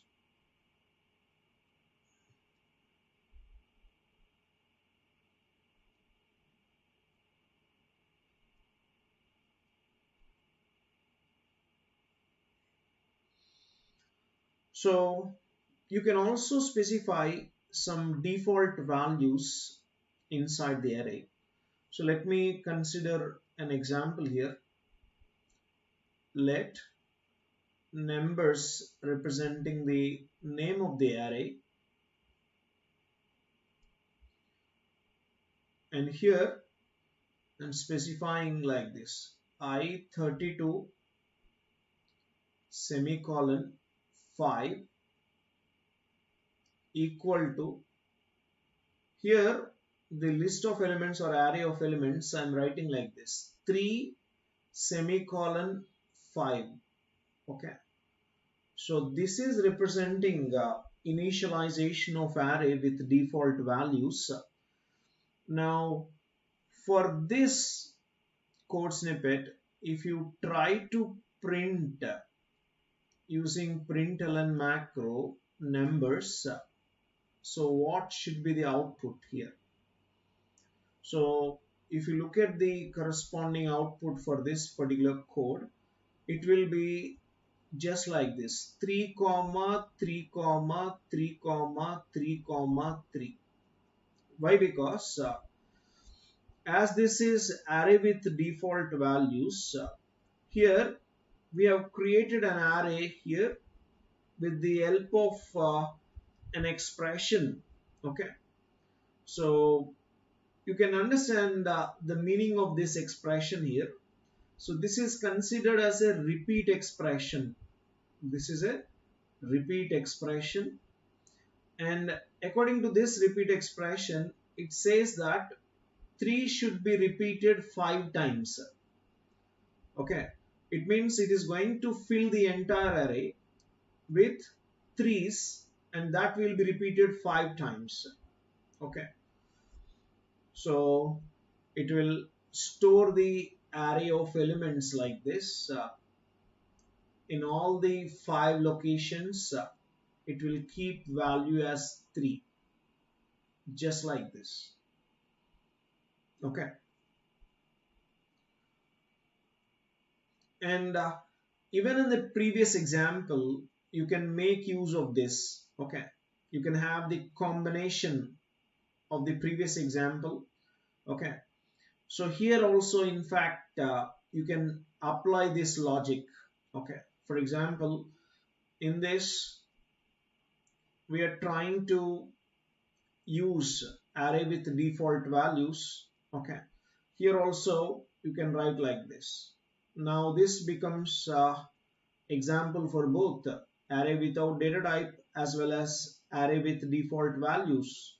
Okay, again the output is same, all threes will be displayed. It means 3 will be repeated for 5 times.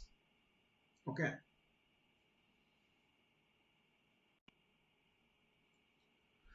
so by default, whenever you write an array, just by specifying let array name like numbers is equal to 1 2 3 4 5, it represents this numbers array is clearly immutable. Okay, it holds the property of immutable. So which means when you try to modify the value of this particular array, okay, any element of this array, if you're trying to modify, then it is going to produce an error. Okay, why? Because by default they are immutable, but you can also define a mutable array in Rust. So let's see how you can define mutable array. So first, mutable array representation in Rust. So let specify mute keyword, then followed by name of the array, and let us suppose if you are specifying the data type also, in that case you can write followed by number of elements that you are going to store inside this array is equal to. Now these are the list of elements or array of elements that we are going to store here. Okay, so now at this moment when you print this particular array called numbers, you will see the elements 1 2 3 4 5, but we can also change any element or in fact all elements of this array. So let's see an example here where I will try to change the element located at index number 2. So I'll make it as 0, and later I'm trying to print the content of this array called numbers. Okay, so this is the code snippet, and you just need to include this code inside the main function. That's it. So write this code inside the main function. Okay, and see the magic. You will see there is a change in the array of elements because we are modifying value located at index 2 and setting it to 0. So look at this. Initially when you are executing, okay, so up to here the array created will be just like this. It will have totally 5 contiguous locations, and in each of this location it is going to store values like this 1 2 3 4 5, and this is numbers array. And if you look at the indices, this is index 0, index 1, this is index 2, this is index 3, this is index 4. Okay, now in the next step, that means here we are trying to modify value located at index number 2 and set it as 0. So here this value which is located at index number 2 now will become 0. Okay, so that is why when you print this numbers list or array, okay, so it will display the output like this 1 2 0 4 5 will be displayed. Okay, so this is how whenever you want to make array mutable, make use of the keyword mute to define array, and later you can modify a specific index corresponding element, or in fact multiple elements. Okay, you can update or modify since it is mutable array. So most of the time we require to find the length of the array, right? So let us see how do we find length of array in Rust. So in order to compute length of the array, we can make use of alien method. This is alien method which can be applied on the array in order to find the length of that particular array. Okay, so now let us see an example here. which can compute length of the array. So this is going to be main function, and inside this main function, so let us take an array. So you can use any type of array. So let us suppose I am using array without data type. So 1, 2, 3, 4, 5. Okay.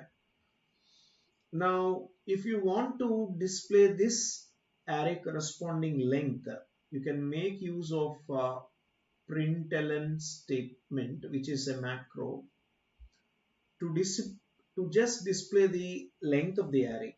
Okay. So here I am writing array length,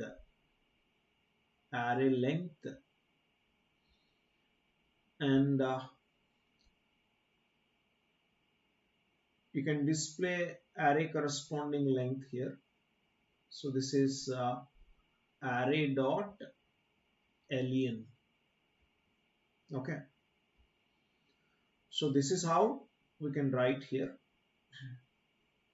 And this function array dot len, okay, this len method is going to compute the length of this array.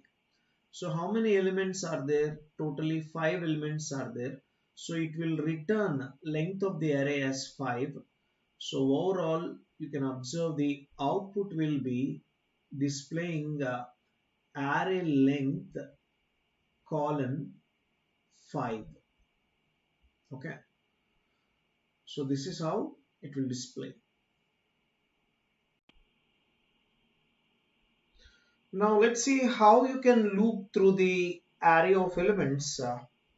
So let us consider, for example, let A is an array and it contains elements like 1, 2, 3, 4, 5, 6. These are the elements of the array. Okay. Now let us iterate through this particular array with the help of index in for loop.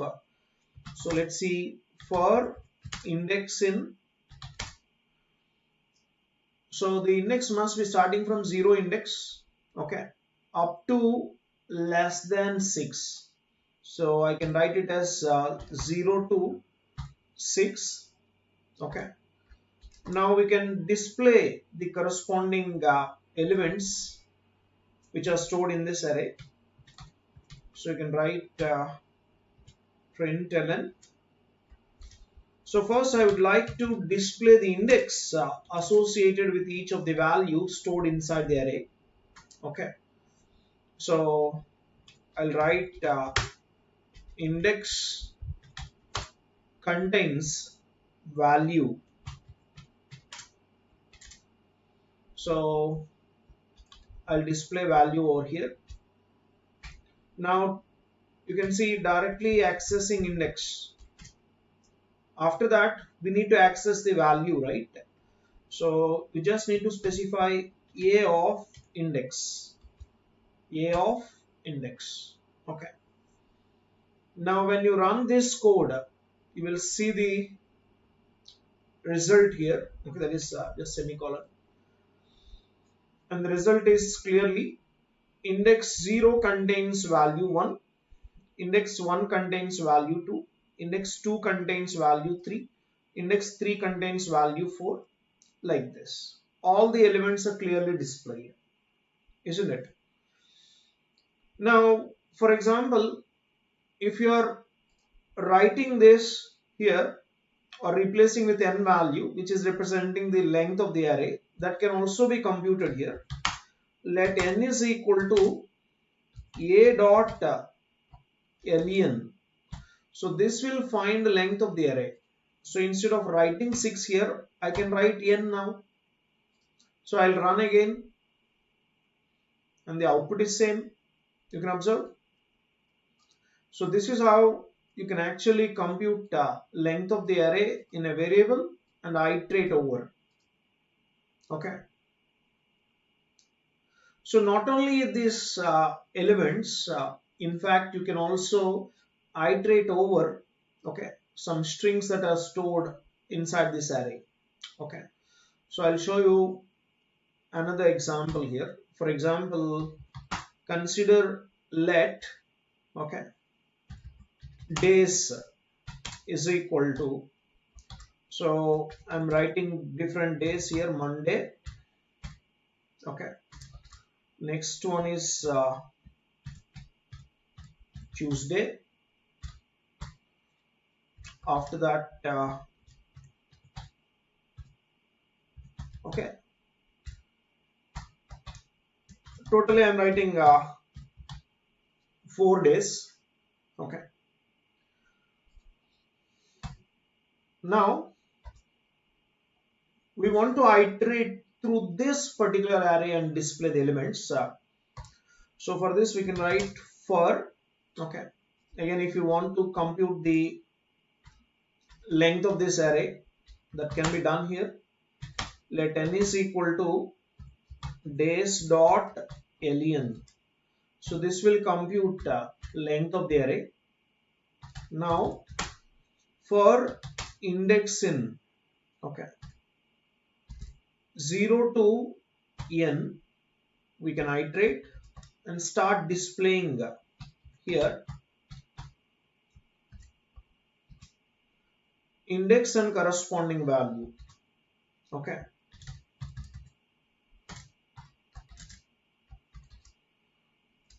index and corresponding value.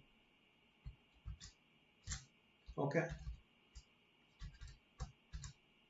so otherwise we can write this particular index contains this value. Okay, just like earlier we have written, right? So you can see I'm going to use index here, later days of index. Okay, now run this code and see the result. You can see index 0 contains value Monday, index 1 contains value Tuesday, and so on like this. Okay, so this is how we can make use of for loop in order to iterate through the elements of the array. Now let us identify sum of array of elements. Okay, consider there are some elements in an array. Now the idea is to add all those elements which are located inside the array. So first consider an array here. Okay, see, let A is equal to, consider the array elements like 10, 20, 30, 40, 50 for example. Okay, since we are going to add these elements into a variable, so I'm taking a mutable variable s equal to 0 initially, and again to iterate we require a variable like I that can be done in for loop, but let us compute the length of the array with the help of variable n. Okay, so n is equal to a dot len. You can compute length of the array, and after computing the length of the array, now let us identify sum of array elements. Okay, so using for loop we can iterate for I in, okay, 0 to n. Okay,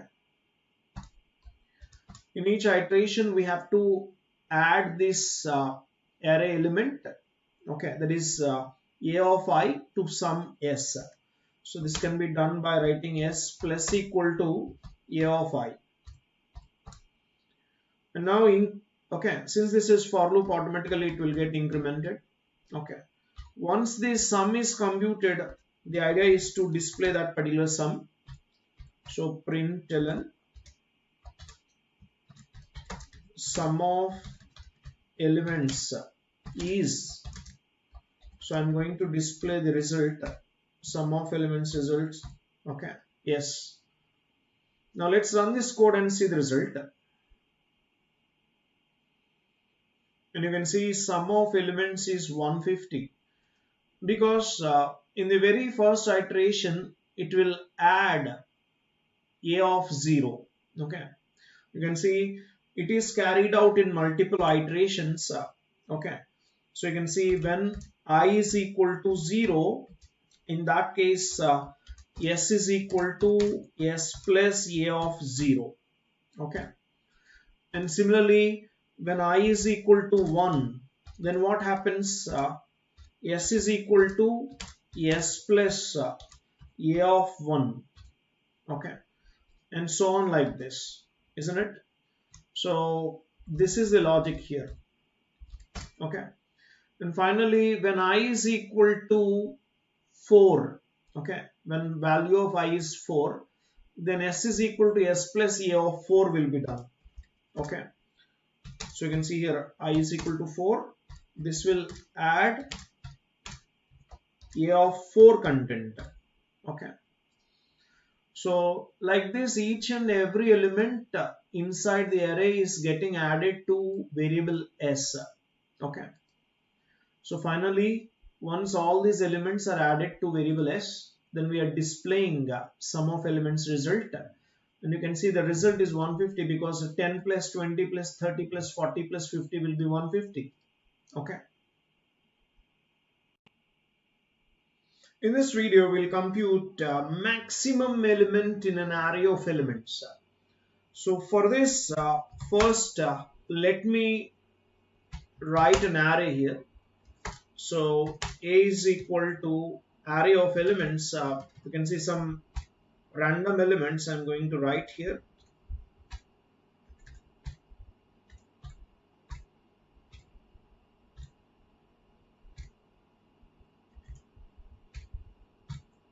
So these are the different elements.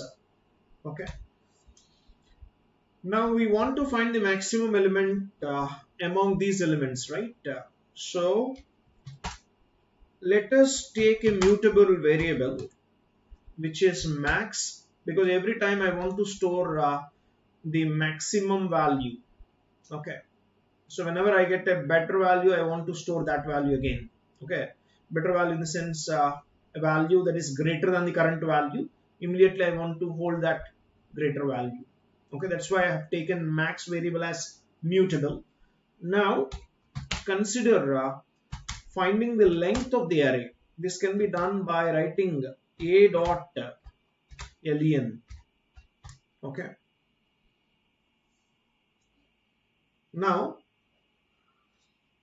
let us iterate through this particular array, and before iterating first consider maximum value as very first element of the array directly, a of 0. Now slowly update the maximum value. Okay, for example, for I in 1 to n. Okay, let us check the condition. If this a of I is greater than max, then update this max with a of I. So you can write max is equal to a of I. So max equal to a of I happens only when a of I is greater than max. This way you are going to iterate and identify a maximum value and store it into max. Okay, so once you identify the maximum value, now we are ready to display the maximum value. Okay, so we can write like this, maximum value is, so you can start displaying the maximum value which is stored inside max. Okay, so let's run this code and see. So you can see maximum value is 95. Okay, clearly among all these numbers 95 is the maximum value. The logic is simple. Initially I am considering 19 as the maximum. Later I am comparing this maximum with the next one. So now 46 is greater than 19, so 46 will be the maximum. like this is going to be repeated, right? Okay, so this is repeated and you will see 64 into max, and later 95 becomes max, and there are no other values which are greater than 95. So finally you will see 95 is the maximum value. Okay, suppose if they're asking you to find out the minimum value. Okay, so in that case, how can you modify this logic? Or you just need to add finding minimum value, okay, using another variable min. So here also you will take min is equal to a of 0 directly, okay, and inside the for loop we can write another condition here. If a of I is less than min, a of I is less than min, in that case we can take min is equal to a of I. Okay, so whenever any value is less than the current min, immediately note down that value into min. Okay, so later I'll use this statement, okay, similarly to display minimum value. Okay, so instead of max you're using variable min to display. So let's run this code and see the result. Okay, now you can observe previously the maximum value is 95, and now it is printing minimum value is 5. Among all these numbers, maximum value is 95 and minimum value is 5, isn't it? In this video we'll discuss about another data type in Rust, which is called as slice. And what is this slice data type? Mainly this is used to access the portions of data which is stored in collections like arrays, vectors, and strings. So for example, if I want to basically access some portion of data, okay, in collections, for that purpose we are going to use this slice data type.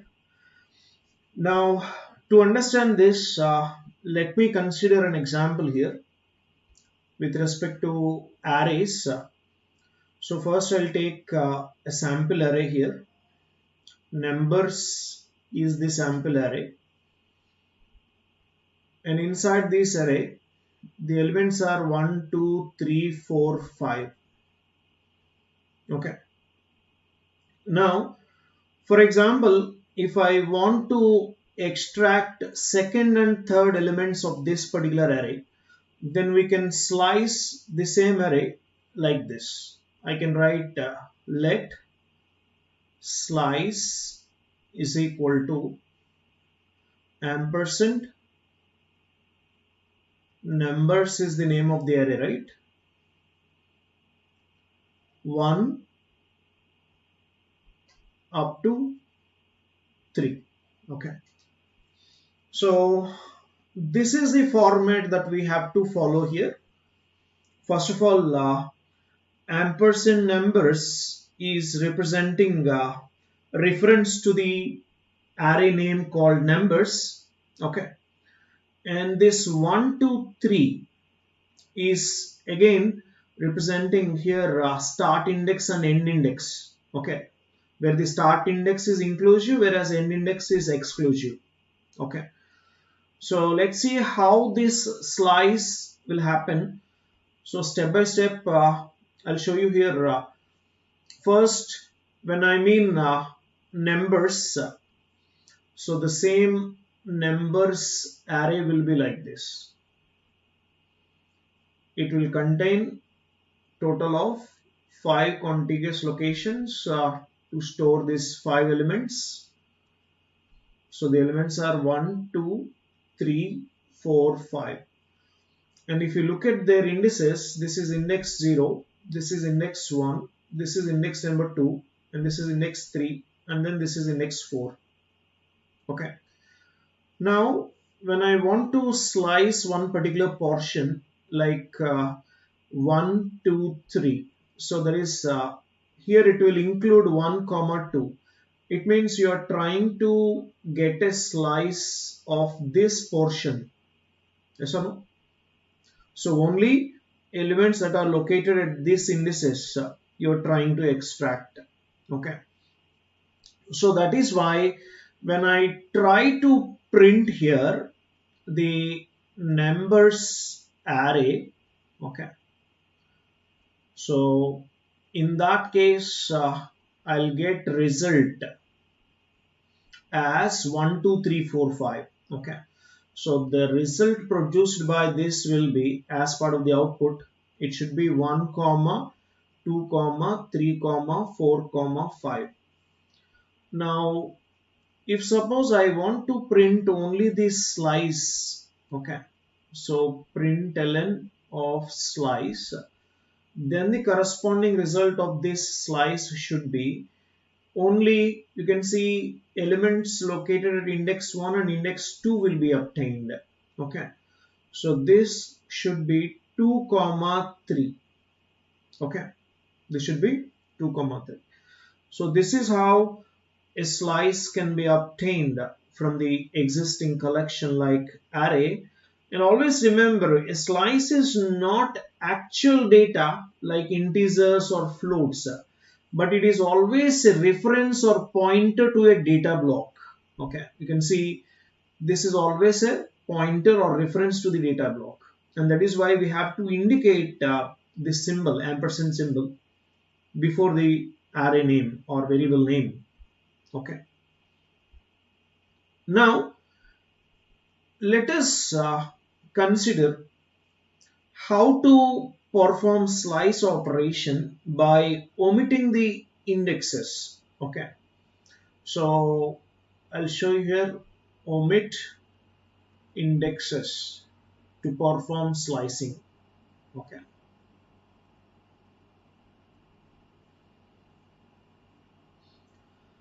so while you're performing any slicing operation on a data collection like arrays, okay, then you can in fact omit the start index or end index, or even both.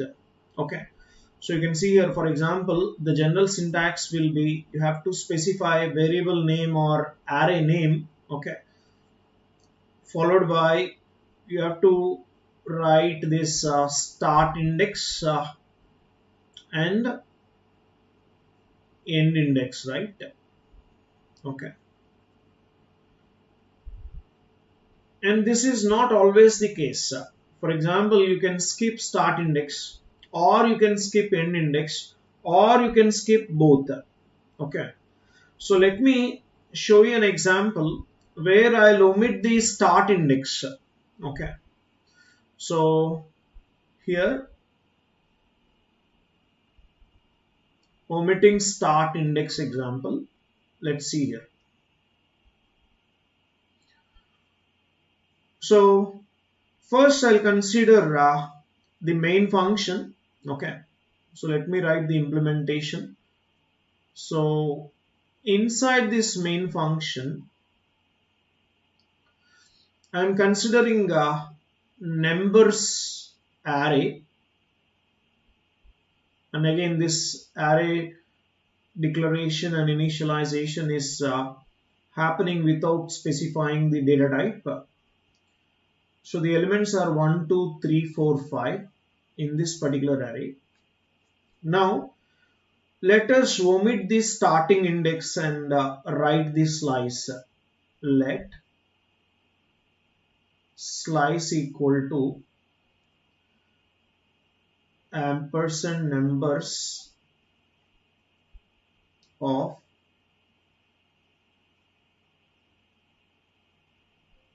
like this.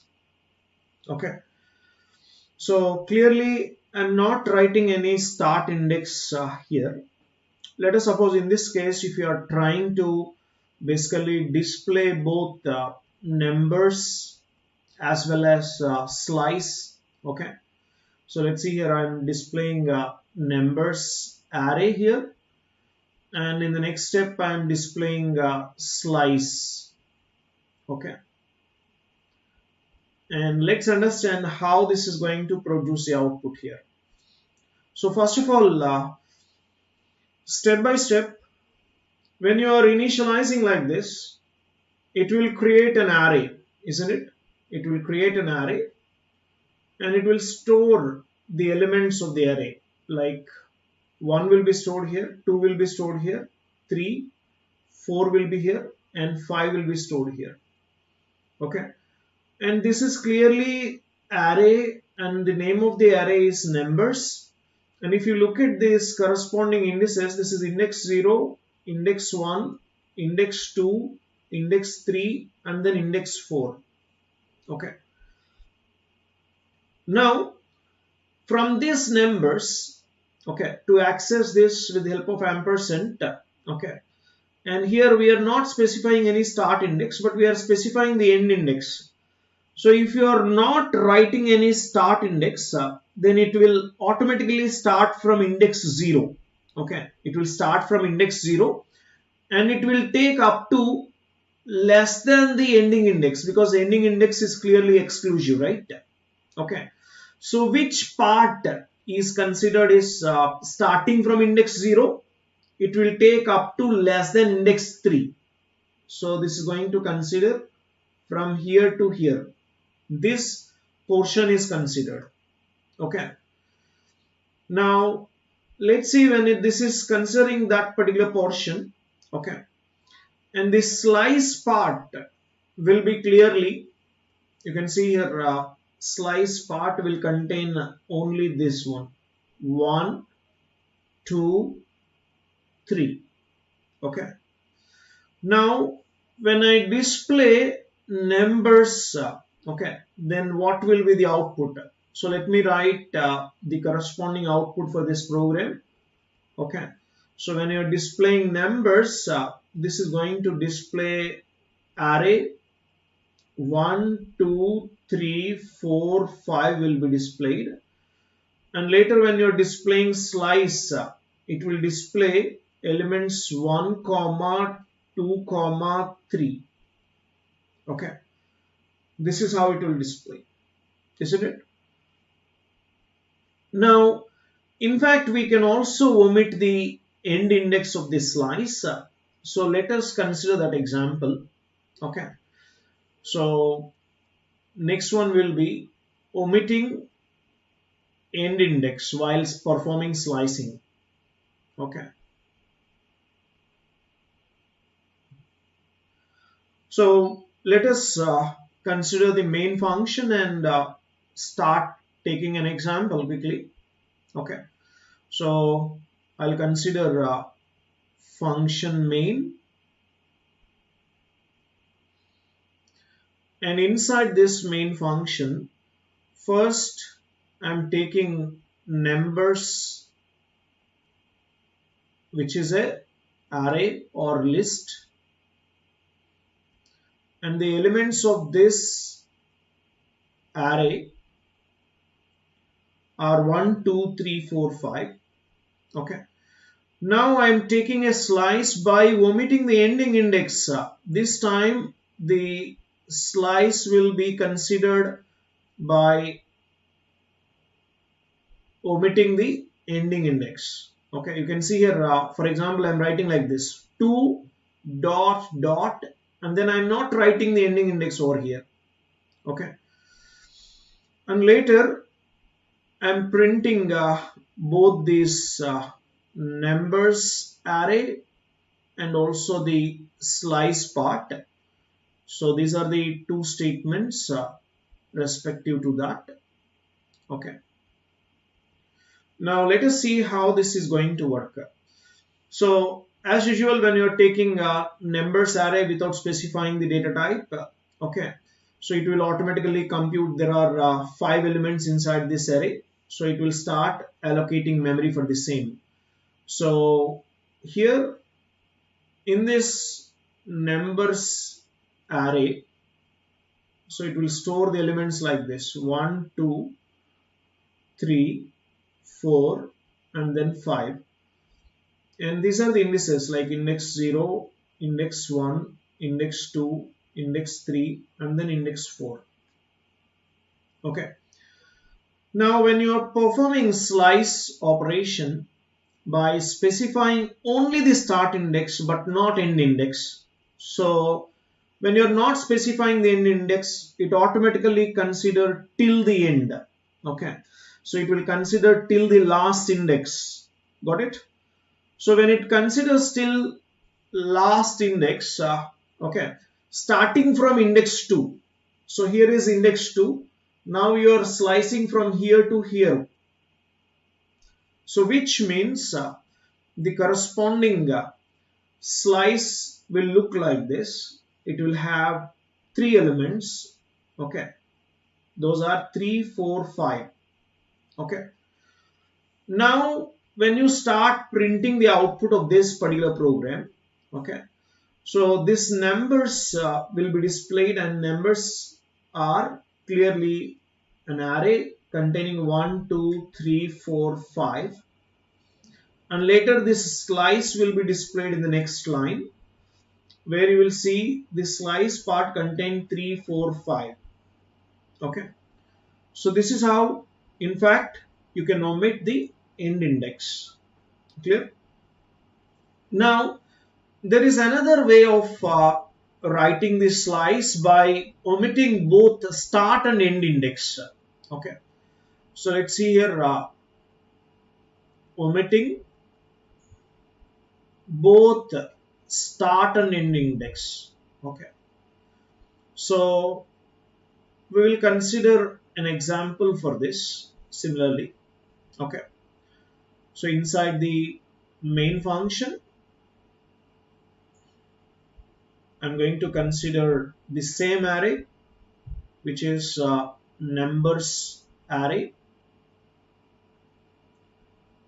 and this contains elements 1, 2, 3, 4, 5. And now let us consider a slice, okay, of by just omitting the start index and end index. You can see once you omit both start index and end index, then what happens is exactly it will start from index 0 and it will move up to the last index.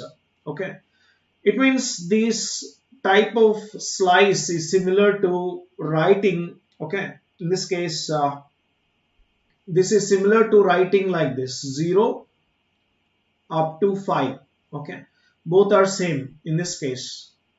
Clear? It means it is going to access the entire array. When you're not specifying both start and end index and you're applying slice on an array, obviously it will extract the entire array. Okay, so which means when you try to print both numbers as well as slice, okay, then in that case you will be able to see same result. Okay, you can see for numbers, also for slice you will see same result. So the output will be simply 1, 2, 3, 4, 5. Again this slice will also be same because it will access starting from the index 0 up to the last index. Okay, like this. In this video we'll see how to work with mutable slice in Rust. So by making use of a mutable slice, we can change the contents of this slice, isn't it? So generally, if it is not mutable, then you cannot modify or change the values inside this slice.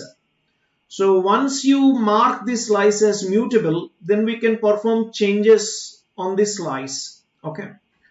So this can be achieved with the help of mute keyword, and again you have to pass the reference, right?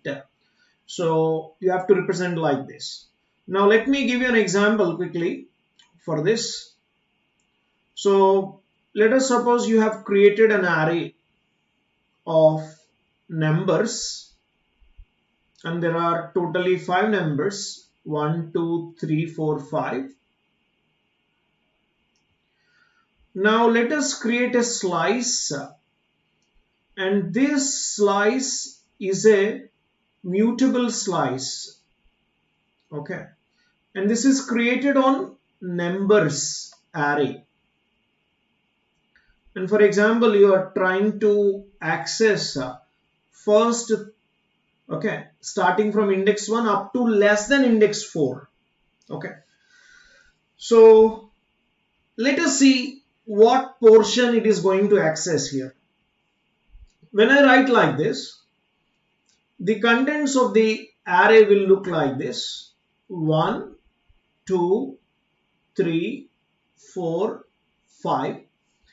And if you look at their indices, this is index 0, index 1, index 2, index 3, and index 4. Okay. Now you are trying to access this same array and creating a slice on the indices 1, 2, 3. And you have forming a mutable slice here. Okay, with the help of this. So which means 1, 2, 3 indices is clearly representing this part or this slice. Okay. So once you obtain this particular slice here, okay, this slice will look like this. It will have only 3 elements: 2, 3, and 4. Okay.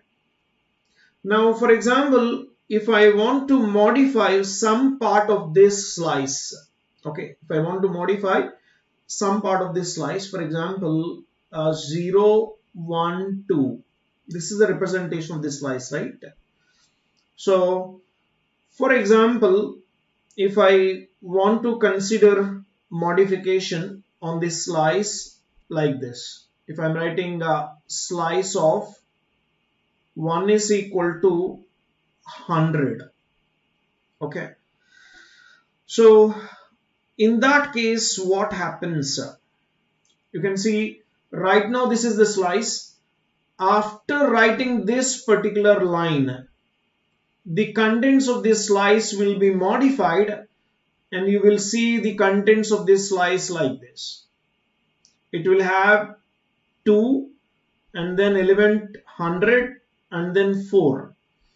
And you can observe the indices are like this. This is at index 0, index 1, and index 2. So exactly at index 1 we are modifying value to 100. Okay. So previously when you are here and if you are displaying this slice, this is the content. Now after executing this line, the content of this slice will be modified like this. So after this, if you are writing a print statement, then you will be able to display the elements as 204. Okay. In this video, we'll discuss about tuple and how to basically create a tuple. So first of all, this tuple in Rust is used to basically store different data types. Okay. So you can store values of different data types. Okay.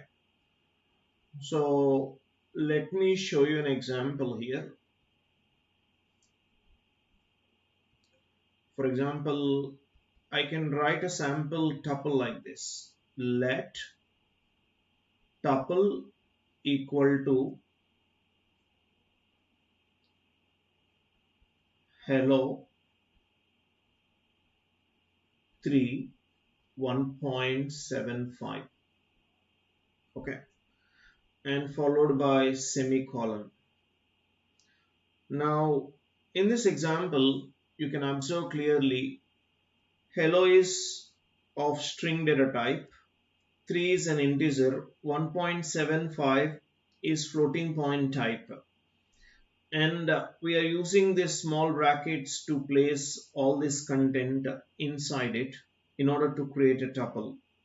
Okay, and remember these tuples have a fixed size. You cannot grow or shrink once you have created a tuple. So let us see in how many ways we can create a tuple. Okay, so creating a tuple. So there are primarily two ways we can create a tuple. First way is tuple with data type,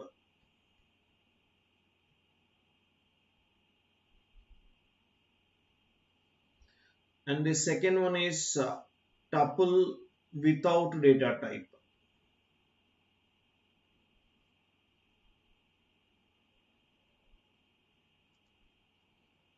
Okay, now let us discuss about the very first one, which is creating a tuple with data type. Okay, so tuple with data type. Now let me quickly take an example for this.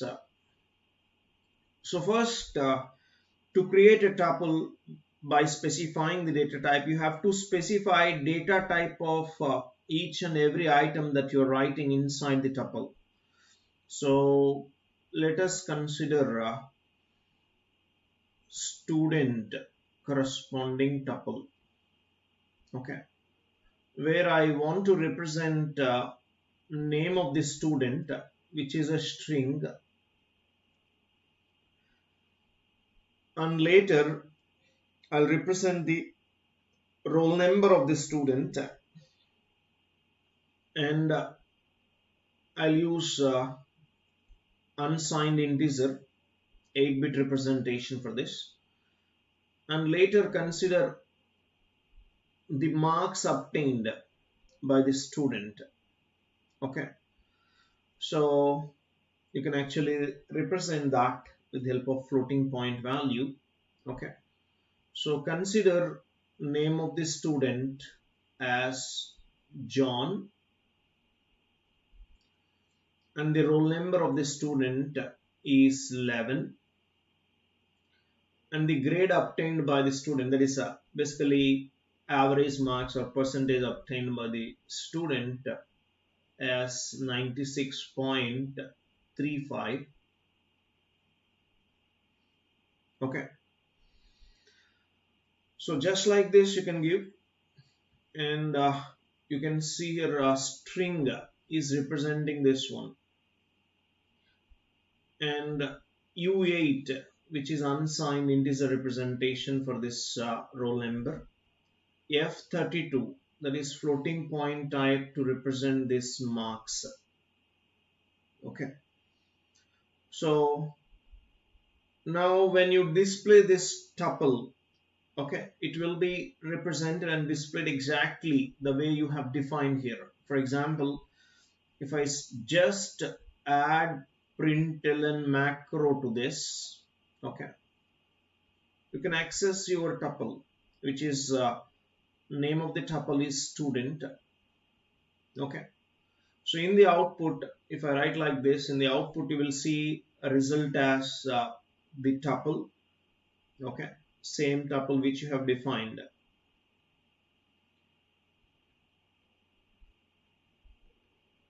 just like this. Okay, so this is how you can make use of tuple by specifying data type of each member of the tuple. And in fact, you can also create tuple without using any data type. So let's see how you can define this tuple without data type.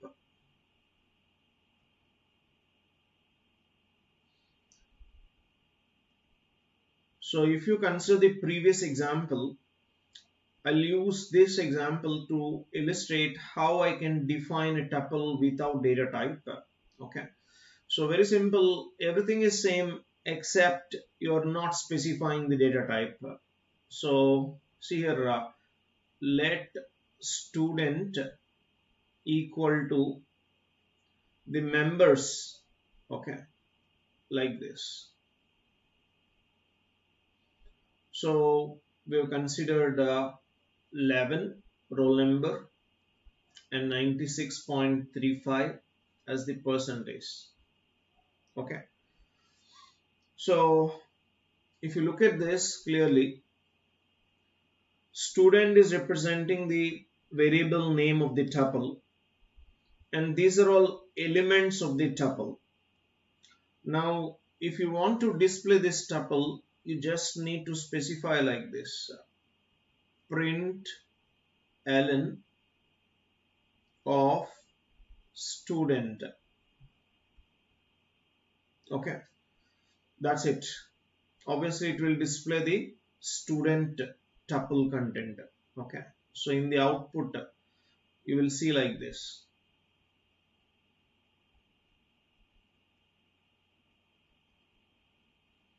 This will be displayed. Now we'll discuss about how to access elements in a tuple. Okay, so this is related to accessing a tuple. So generally, each element that you are storing inside the tuple is associated with a unique sequence of numbers, which is considered as index, or you can also call it as a tuple index. Okay. So now let us see an example here. Let t be the tuple, t equal to, I'm storing some data.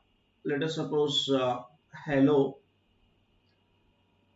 200 5.75. Okay, so this is my tuple. Now if you observe this clearly, how this content or items will be stored inside the tuple is just like this. So this is your tuple, and inside this tuple, if you look at the index, at index 0 hello will be stored, and at index 1 200 will be stored, at index 2 5.75 will be stored. Okay, and you can access this individual tuple elements using tuple index. Okay, that is with the help of dot notation you can access. As you know, the name of the tuple is t. You can access content of the very first element. You can see very first element you can access by writing t dot 0. Okay, with t dot 0 you can access the element located at index 0. Similarly, using t dot 1 you can access the element located at index 1, and if you write t dot 2 you will be able to access element located at index 2, which is the third element. Okay, now when you start printing this like t dot 0 you will display this one, t dot 1 will display this one, t dot 2 will display this one.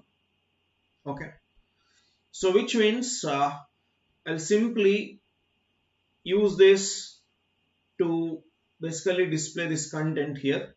Okay, so let's write println to just display t dot 0, and in the next line I'll display t dot 1,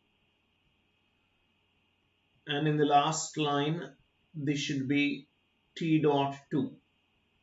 Okay, so if you observe this clearly, t dot 0 will display hello in the output screen, which is the element located at index 0 inside the tuple, or you can say the first element of the tuple. And then writing t dot 1 will display 200, and then t dot 2 will display 5.75. Okay, so this is how you can easily access the elements which are stored inside the tuple. Now in this video we'll see how to work with a mutable tuple in Rust. So generally tuple is immutable, which means you will not be able to change the elements that are inside the tuple. Okay, so but We can actually create a mutable array or mutable tuple by using the mute keyword before assigning it to any variable. So we can create like this. You can see mute reverse. So reverse is a mutable tuple and which contains various elements like Ganga, Yamuna, Krishna. Now, for example, if you want to display this particular tuple, you just need to write like this. Original tuple is equal to. So inside this flower brackets, you have to mention colon question mark. Okay. So in order to print the entire tuple, we have to mention colon question mark.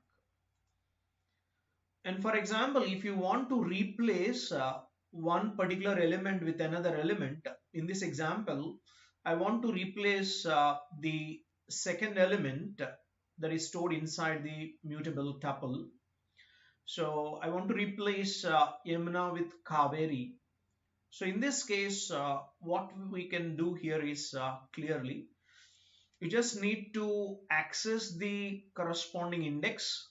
So this is going to be stored at okay, index 0. Very first element Ganga is stored at index 0, Yamuna is stored at index 1, Krishna is stored at index 2. So using dot operator, you can access the corresponding index where you want to perform change. Since I'm going to perform change here, the index is 1. So you can write like this: reverse dot 1 is equal to Kaveri. So it means now in this position, Yamuna will be replaced with Kaveri. Okay.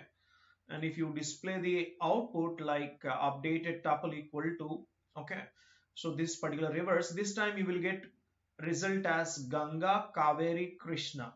Okay, these are the elements of the tuple. Since it is mutable tuple, we are able to update it. Okay, now in this video we'll see how to destructure a tuple. So basically, if you consider a tuple and you want to store the content of this tuple in separate variables, we can go for a concept of destructuring a tuple. Okay, so let us consider this example. Now this is a tuple. It contains a total of 3 elements. So first element is John, representing a name, and second element is 23, representing age of the person, and then 178, so this is representing height in centimeters. Okay, so now let's see, for example, I want to move each of these element in separate variables. Okay, so clearly this is a tuple, right, containing total of 3 elements. Now I want to move this data in separate variables. For example, I want John to be placed in a separate variable called name, and then 23 to be placed in age, and 178 to be placed in height. Okay, so let us see how you can destructure this particular tuple. Okay, you just need to consider those variable names and place inside the open parenthesis just like this, name comma age comma height equal to tuple. So then what happens is exactly this, John will be placed in name, 23 will be placed in age, and 178 will be placed in height. Okay, now let us consider this example, and can you find the output of this code? So see here, name of the tuple is mixture, and it has got text, okay, hello world, and then the second element is an integer variable 16, and the third element is a floating point value. You can see 2.71828. Okay, so now I want to copy this particular tuple in 3 different variables. So in order to destructure a tuple, I'm using a message comma number comma float. So these variables I'm using to place this particular tuple. Okay, So obviously what happens, hello world will be copied into message, 16 will be copied into number, 2.71828 will be copied into float. Okay. So the moment you display these three values, you will get the same results. Okay. In this video, we'll discuss about functions in Rust. So first of all, what is meant by a function? Whenever you want to use the same code again and again, you're going to write the code inside a block, which is nothing but a function. Okay. And the main purpose of writing a function is to basically solve a task. Okay. So creating a function in Rust generally helps divide our code into smaller blocks and makes our code look cleaner and easier to understand. Okay. So look at this definition of the function, and whenever we use fn keyword, it represents that we are going to define a function. Just like in Python, def is used to define the function. So here in Rust, we use fn to define a function, and followed by function name. So which means basically name of the function. And if it is taking some arguments, then you have to specify those arguments, followed by start of block and end of block, which is nothing but start and end of the functions. Inside the block, you're going to write the code. Okay, we'll write the code inside the block. Next, look at this function calling.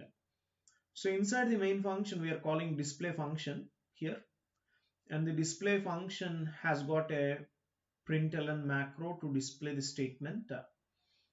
So it is clearly displaying output as welcome to functions in Rust. Okay. Now look at this example of adding two numbers in Rust. So program execution starts from the main function, and inside the main function we are calling add function. Now the control is moved to this add function, and inside the add function we have taken two variables, a and b. A is equal to 50 and b is equal to 100. Now we are performing summation of these two values, a plus b. A result should be placed in sum. Okay. And after that we are displaying sum. So obviously the output should be sum of a and b is equal to 150, because 50 plus 100 will give you 150. Okay, like this. In this video, we'll write a program in Rust in order to find maximum among two given numbers using a separate function. Okay, so this finding maximum should be done, okay, in a separate function. So let's see. First of all, I'm writing a main function. Okay, inside this main function, so I'll consider a variable called max, and here I'm calling the function find max function by passing two parameters.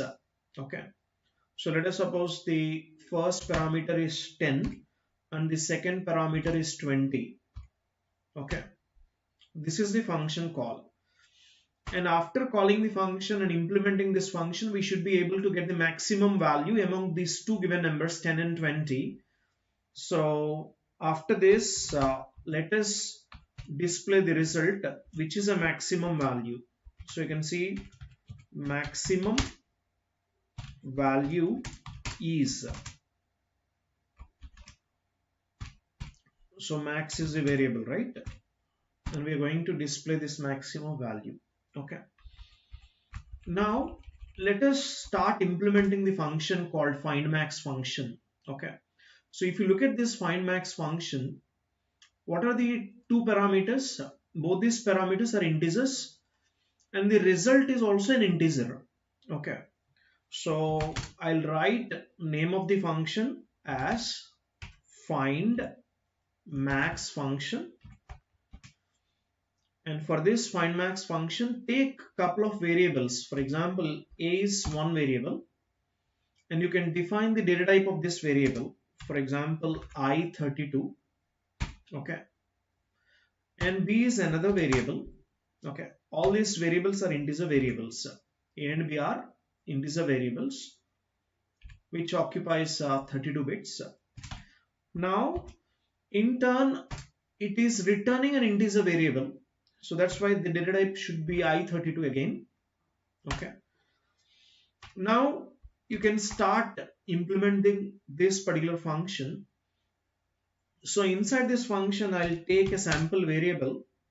Let us suppose again I'll go for max is a variable which is local to this particular function. Now first check the condition whether a is greater than b or not. Okay, suppose if I write a greater than b, okay, then I'll find max is equal to a. Suppose if this condition is false, then inside the else block I'll make max is equal to b. So after finding the maximum value, you have to return this max value back to the calling function. Okay, so once this maximum value is written, that will be stored here inside the max defined in the main function, and later we are displaying the maximum value is max. So let us run this code and see the result. Okay, so find max function. Okay, you can see here those are all warnings, and you can observe the result is maximum value is 20. Now in this video we'll discuss about function which can return multiple values. Okay, for example, I'll consider a function which will perform subtraction of two given numbers as well as addition of two given numbers. Okay, so let us take a couple of variables to hold the result. Okay, so you can see let I'm taking two variables. One is sum, to store the sum of two given numbers result. The other one is diff, to store the difference between two given numbers.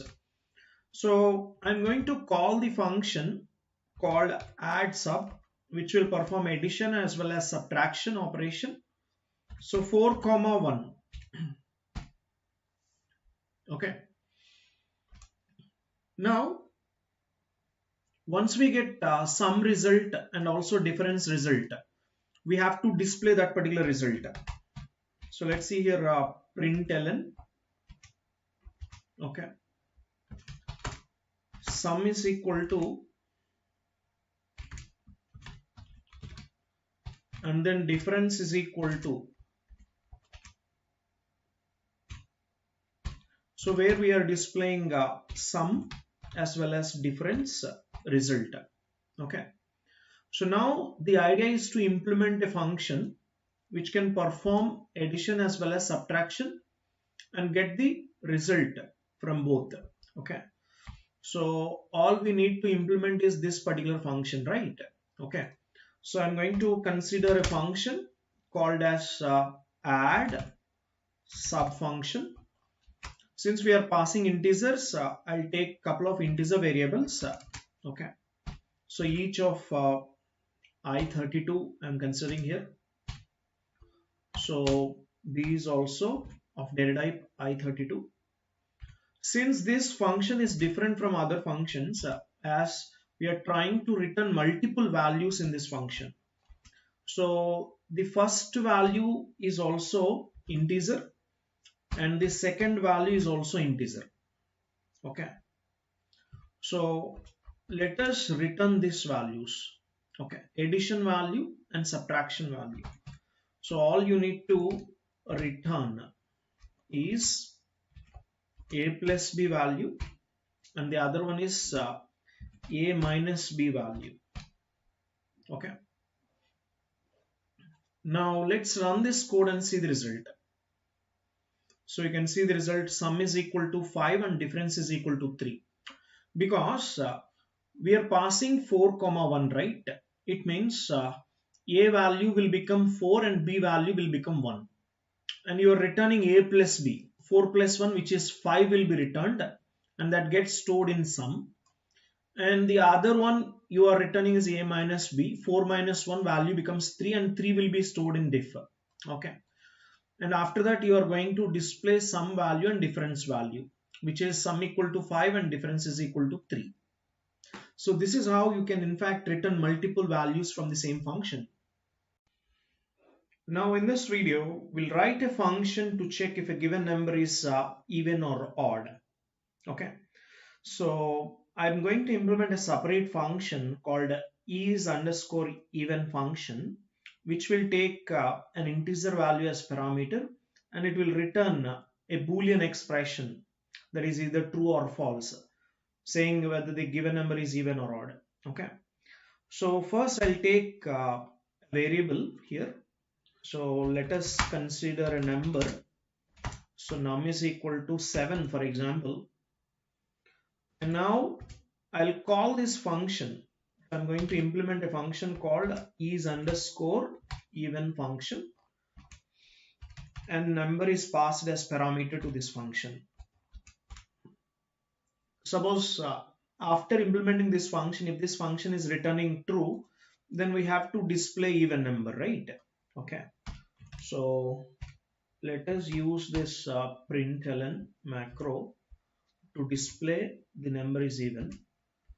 So is even. Okay, like this.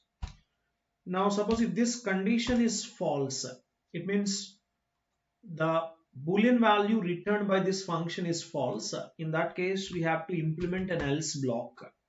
Okay. And inside the else block, we have to print. Okay. Saying that number is odd. Okay.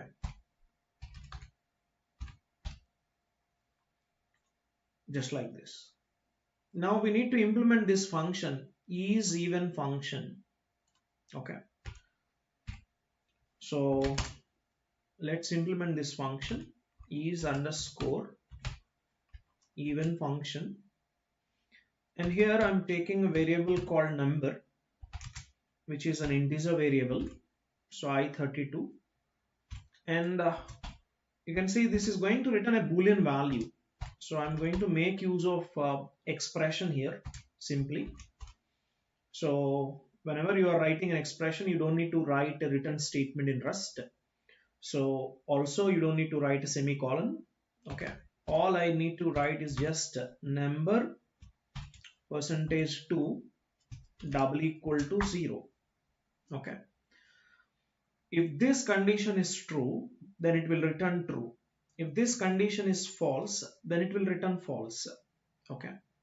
So for example, in the given question, we are going to check number is even or odd, and we are taking num is equal to 7 here, which means an odd number. So when you call this function, then number will be storing 7 mod 2 double equal to 0. So when you divide 7 with 2, the remainder will be 1. 1 double equal to 0, condition will become false. So false will be returned by this function. Okay. So that's why in the else block it will display number is odd. So let us run this code and see the result. You can see it is showing 7 is odd. For example, if you try to modify this value, let us suppose 8 I'm giving. Now I'll run this program again, and you can observe this time 8 is even. Okay, 8 is printed as even. So this is how you can modify value and get whether it is even number or odd number by calling this function. Okay. Now in this video, we'll discuss about function which can return multiple values. Okay. For example, I'll consider a function which will perform subtraction of two given numbers as well as addition of two given numbers. Okay. So let us take a couple of variables to hold the result. Okay. So you can see let I'm taking two variables. One is sum store the sum of two given numbers result. The other one is diff to store the difference between two given numbers. So I'm going to call the function called add sub, which will perform addition as well as subtraction operation. So 4 comma 1. Okay. Now once we get sum result and also difference result, we have to display that particular result. So let's see here, println. Okay, sum is equal to, and then difference is equal to. So where we are displaying sum as well as difference result. Okay, so now the idea is to implement a function which can perform addition as well as subtraction and get the result from both. Okay, so all we need to implement is this particular function, right? Okay, so I'm going to consider a function called as add sub function. Since we are passing integers, I'll take a couple of integer variables. Okay, so each of I32 I'm considering here. So B is also of data type I32. Since this function is different from other functions, as we are trying to return multiple values in this function. So the first value is also integer and the second value is also integer. Okay, so let us return these values. Okay, addition value and subtraction value. So all you need to return is a plus b value and the other one is a minus b value. Okay, now let's run this code and see the result. So you can see the result, sum is equal to 5 and difference is equal to 3. Because we are passing 4 comma 1, right? It means a value will become 4 and b value will become 1. And you are returning a plus b. 4 plus 1, which is 5, will be returned and that gets stored in sum. And the other one you are returning is a minus b. 4 minus 1 value becomes 3 and 3 will be stored in diff. Okay. And after that you are going to display sum value and difference value, which is sum equal to 5 and difference is equal to 3. So this is how you can in fact return multiple values from the same function. In this video we'll discuss about scope of variables in Rust. So I'll take an example here. For example, consider a variable like a is equal to 100. Now directly if you access the same variable here, you will be able to print this value. Okay, saying that a is equal to its corresponding value you can display immediately. Okay, because the variable scope is within this particular function called main, that's why you can access it directly. So when you run this code, you will get result as a equal to 100. Okay, but for example, if you are trying to define this variable inside another block, okay, within this block, in this case what happens is the scope of this variable is limited within this particular block. Okay, so when you try to access a value, you will not get. That's why you will end up with an error saying that you can see binding a is available in a different scope in the same function. Okay, because binding a value, okay, is available within this scope of this function called main. Okay, so when you try to access a value outside this particular scope, you will end up getting an error. Okay, but the moment you bring this print statement inside this block, you will be able to access a value because right now they are on the same scope.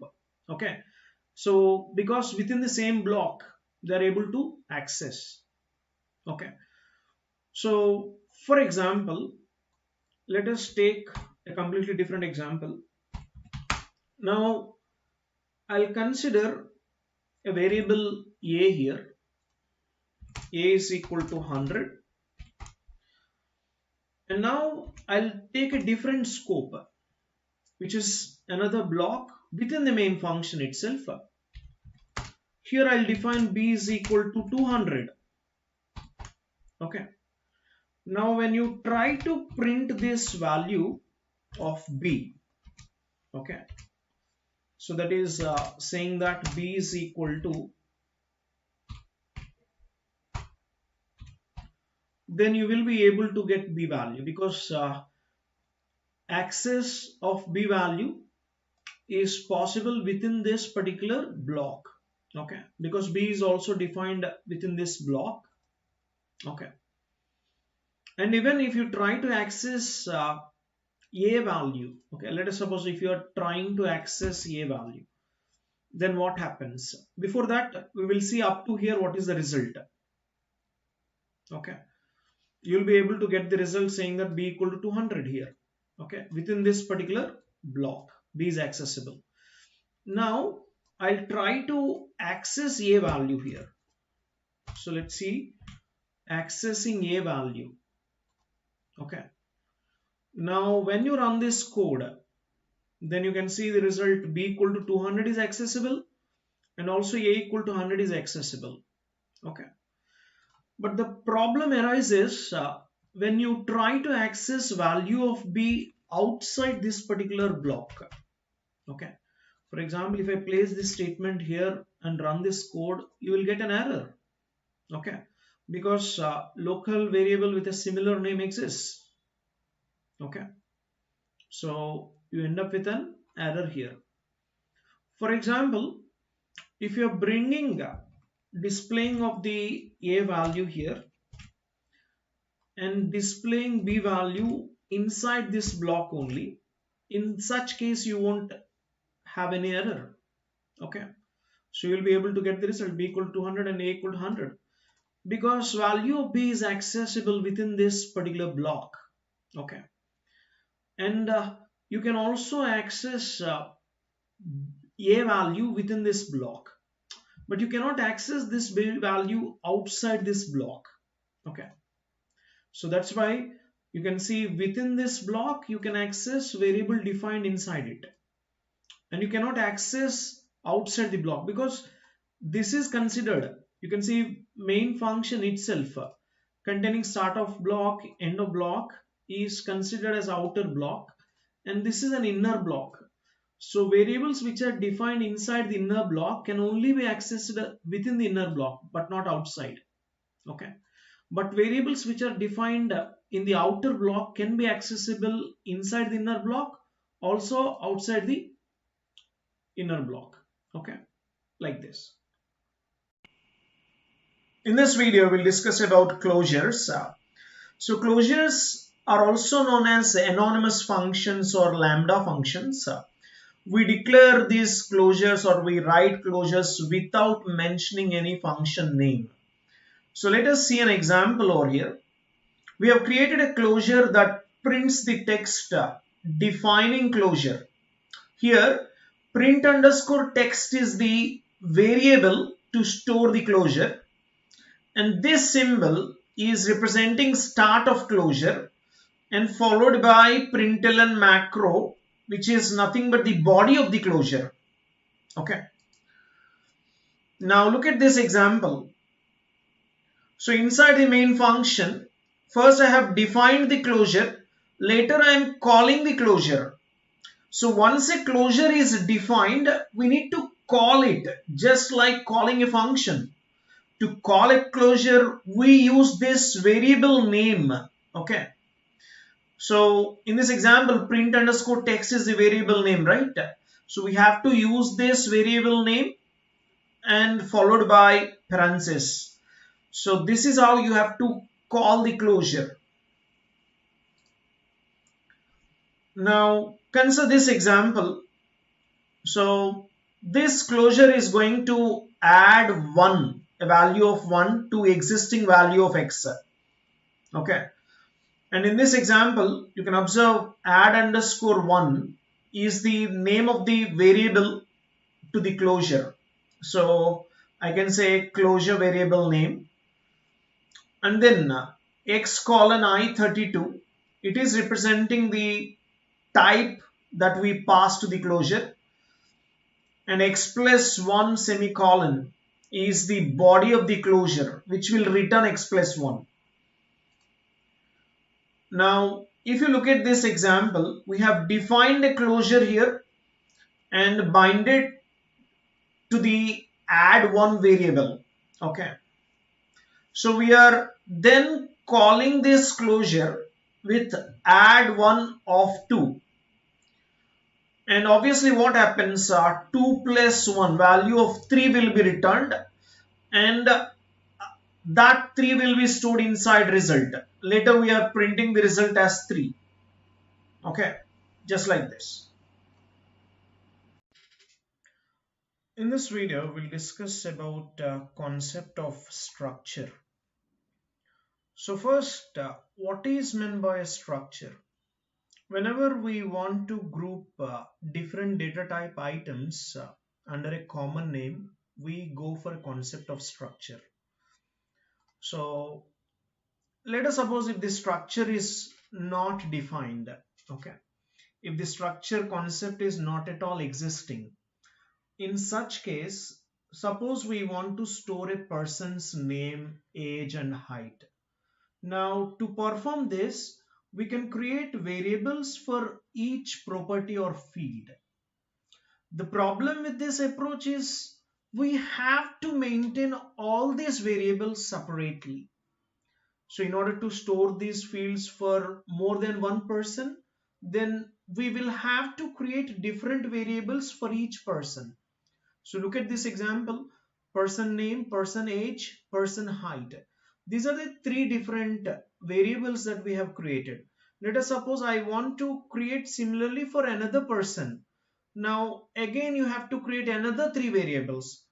Okay, this is the existing problem if we are not using structure. So let us make use of structure concept here. Now look at this example. The solution is clearly making use of a structure. We can create a structure using a struct keyword where you can store all the fields together as a single unit. Now this person is a structure which contains different fields like name, age, height. And in this example, or this is the general syntax of the structure, you can see here we will make use of struct keyword in order to define the structure. Struct keyword followed by the structure name. Okay, so struct underscore name is representing name of the structure, and then field 1 colon data type comma field 2 colon data type. These are all indicating name and data type of the fields inside the structure. Now in this example, we have already defined a structure named person. It contains a total of 3 fields. One is name, okay, and this name is of string data type. Second one is age, and this age is of data type U8, which is unsigned representation. And then height, it is also using data type U8. So this is how you can generally define a structure. Hello everyone. In this video, we are going to explore the fundamentals of defining structures in Rust. So basically these structures allows us to create custom data types. Okay. So let's dive into the code and understand how to define a structure in Rust. Okay. So first of all, inside the main function, so you're going to create an instance of the structure. So which means you have to first define the structure outside the main function. In this example, I'm considering defining a name named structure called person. Okay, so struct person. Okay, and this is the name of the structure person. Now inside this person structure, I'm going to define some fields. Okay, like person will have a name, right? Name is obviously a string data type. Okay, so consider its corresponding data type is string. And later age is another data type, so which is unsigned integer data type. And then checking whether the person is student or not is going to give you a boolean value, either true or false. That's why we will consider this as boolean data type variable called is student. Okay, just like this.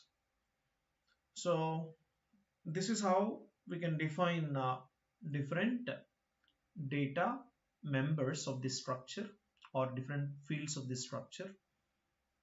Okay,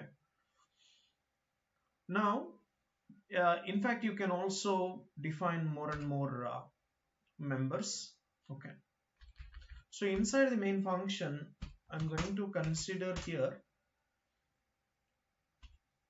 an object or an instance of this particular structure called person. So the instance of the person structure is person1.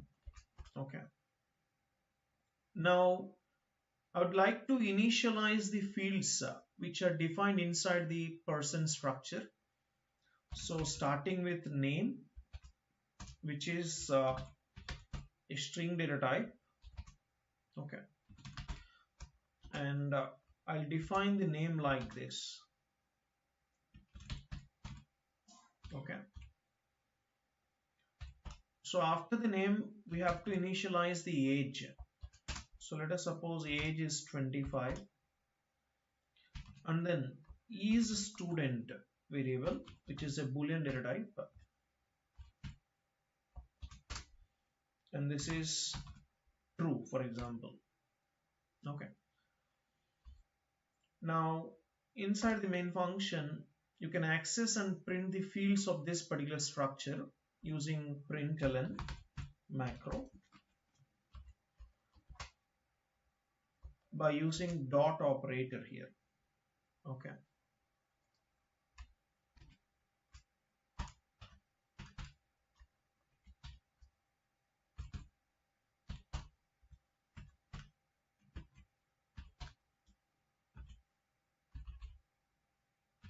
okay, so first consider displaying the name here.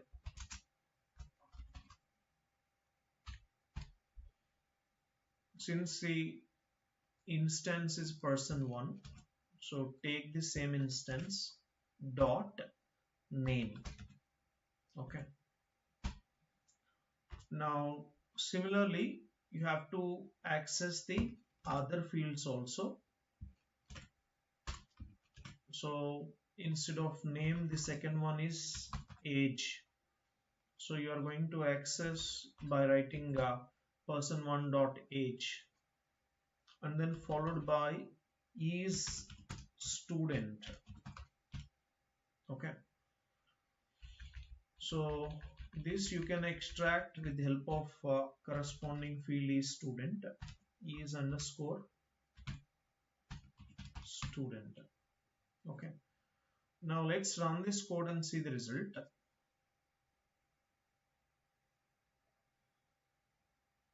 Okay, so you have to end this structure with the help of okay, so not here, here you have to end with the help of semicolon. Now you can see the result. Okay, exactly we are able to fetch the data that is stored inside this instant person1. Okay, so clear. Now, for example, if you want to destructure this particular one, okay, so it is same up to here, up to this point, it is same. Now, instead of accessing the structure corresponding fields, so I'm trying to destructure it. Okay, so let's see how you can do destructuring. First, I'll consider name of the structure, that is person. Okay, and inside this we have various fields like name, age, is student. Okay, now these things are clearly destructured from this person 1. Okay, now you can directly access with the help of name, age, is student. Okay, so let's see here how you can access. Okay, so using println macro, okay,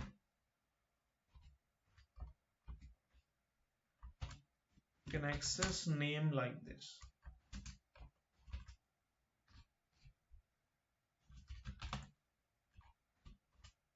Okay, so we are trying to access and print the individual fields. Okay, so here also in the next statement I'm trying to access individual field called age. Okay, and this is age, and another individual field is student.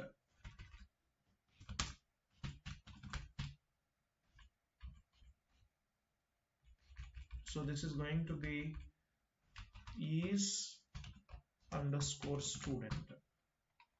Okay, so mainly here you can see we are trying to destructure in order to break down this person one struct into individual fields like name, age, is student, and finally we are able to access and print the individual fields using these lines. Okay, so let's run this code and see the result. So you can see here, so clearly the same result is obtained, except the difference is we are clearly destructuring the entire structure. Okay, in this video we'll discuss about concept of vectors in Rust. So let's get started. First, what is meant by a vector? Any resizable data structure that can store elements in a list format, and all these elements must be of same data type, is considered as a vector. Being a resizable data structure, vectors can grow and shrink at runtime. It means you can increase the size of the vector or you can decrease the size of the vector at runtime. So let us see quickly an example for this. And this is how we will create, vector in Rust. So look at this example. V is the vector here. And we are creating a vector using vec macro with some initial values here. And you can observe vec of 1, 2, 3. It initializes a vector with integer values 1, 2, 3. By looking at the type of the values that we have provided to this macro, Rust will automatically set the vector type. You can observe in this example, the vector type of this is going to be vec I32 because all these are all integers. Yes or no? 1 is an integer, 2 is an integer, 3 is an integer. Since all these values are integers, its corresponding vector type is considered as vec I32. Okay. Now look at this example. In this example, we are creating a vector with type U8, which has elements 1, 2, 3. And clearly the type is specified over here. Okay. Now, in order to display any vector, we have to use colon question mark inside println macro. Okay, just like this. We're trying to print this particular macro. Okay, that is print this particular vector using a macro called println. Okay, so colon question mark will help you to fetch the entire vector. The content is 1, 2, 3 that gets displayed. Now, accessing elements of the vector in Rust. So, in this example, we can consider accessing the elements of a vector using the index here. So, blue is located at index 0. Okay. Red is located at index 1. Green is located at index 2. Just like this. You can see we can access each of these individual vector elements using their corresponding vector indexes. So what do you mean by colors of 0? Colors of 0 is indicating blue, colors of 1 is indicating red, colors of 2 is indicating green. Okay. Now consider this example. Can you find output for this code? So clearly colors of 0 means blue will be displayed. So the output must be first color is equal to blue. And in the next line it has to display second color is equal to red. In the third line it should display third color is equal to green. Okay. Just like this. So we can also create a vector using new method. So let's create a sample vector using new method. So for example, consider vector name as v colon. So this is a vector and we have to specify the data type of the vector. So that is I32 I'm using in this example. Now using new method we can create a vector. Okay, just like this.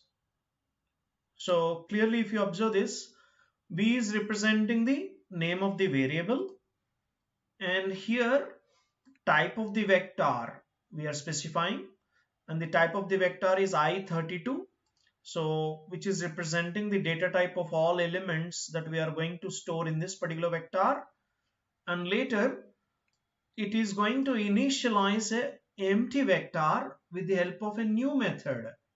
Okay, so let us place or push some values into this particular vector. So in order to push some values into the empty vector, the vector must be a mutable vector. So right now you cannot insert values because this is immutable. That's why we will consider it as mutable so that we can push some values into this mutable vector. So let us consider here v dot push operation of 10. Then similarly v dot push of 20. So we have pushed two elements into this vector. Now we can simply print the vector corresponding content just like this.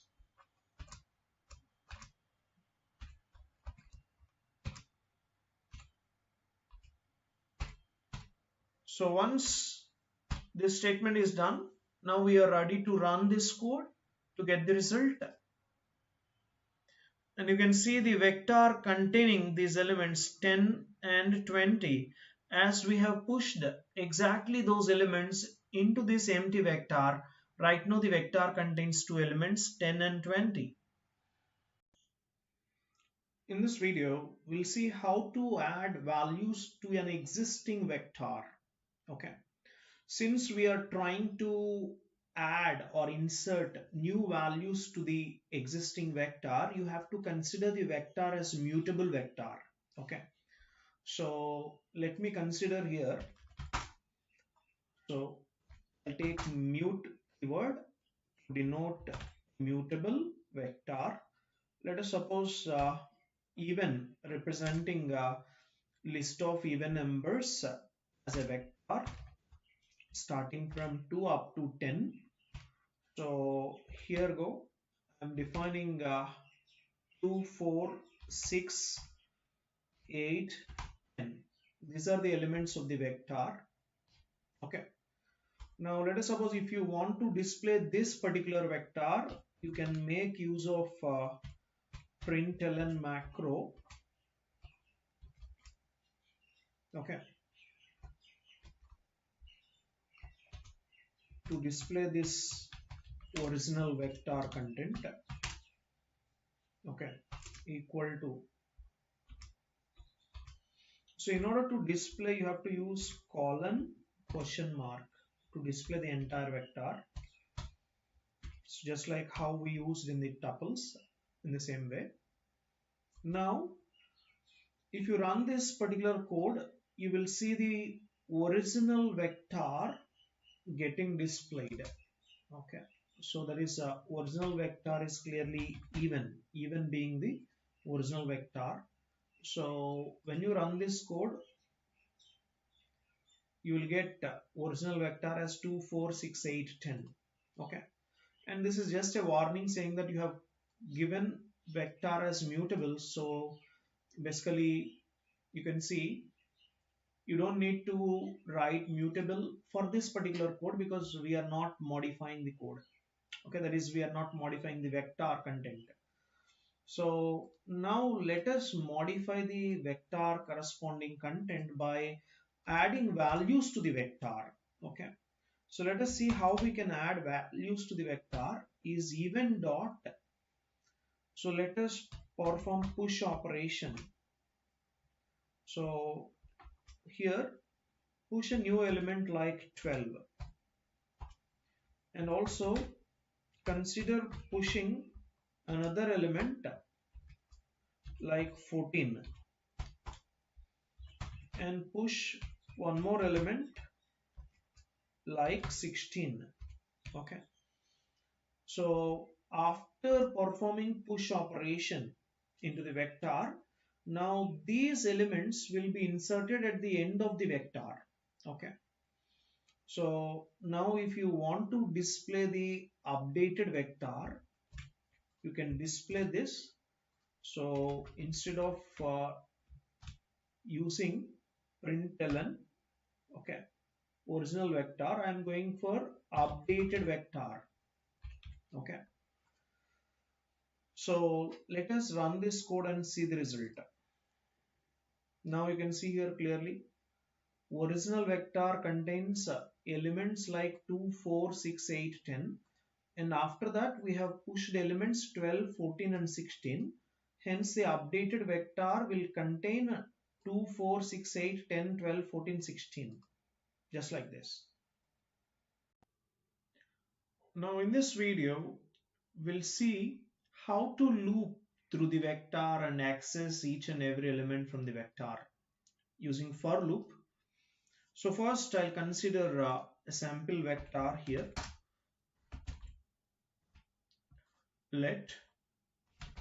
I'll go for colors vector, and the list of colors are black, white, red, blue, green, yellow. Okay, these are the list of colors. Total how many colors are there? Total 6 colors are there. Okay, so you have to iterate with the help of for loop, that is using index in the range of 0 to 6. Okay, And here I will display clearly each color located at each index. Okay, first we have to specify the index, for example. Okay, and the value located at the index. So at this particular index, the value, corresponding value will be this one. Okay, so you have to specify index and then also colors located at that particular index. Okay, so let's run this code and see the result. And you can see here at index 0 value is black, at index 1 value is white, at index 2 value is red, and so on.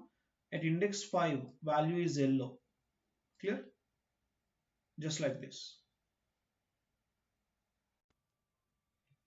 Now in this video I'll show you how to remove an existing value from the vector. So there is a method called remove method. So if you apply remove method on the existing vector after specifying the index, then it is going to remove the item at the specified index from the vector. Okay, so if you look at this example, even is the name of the vector and we are performing removal operation from this vector.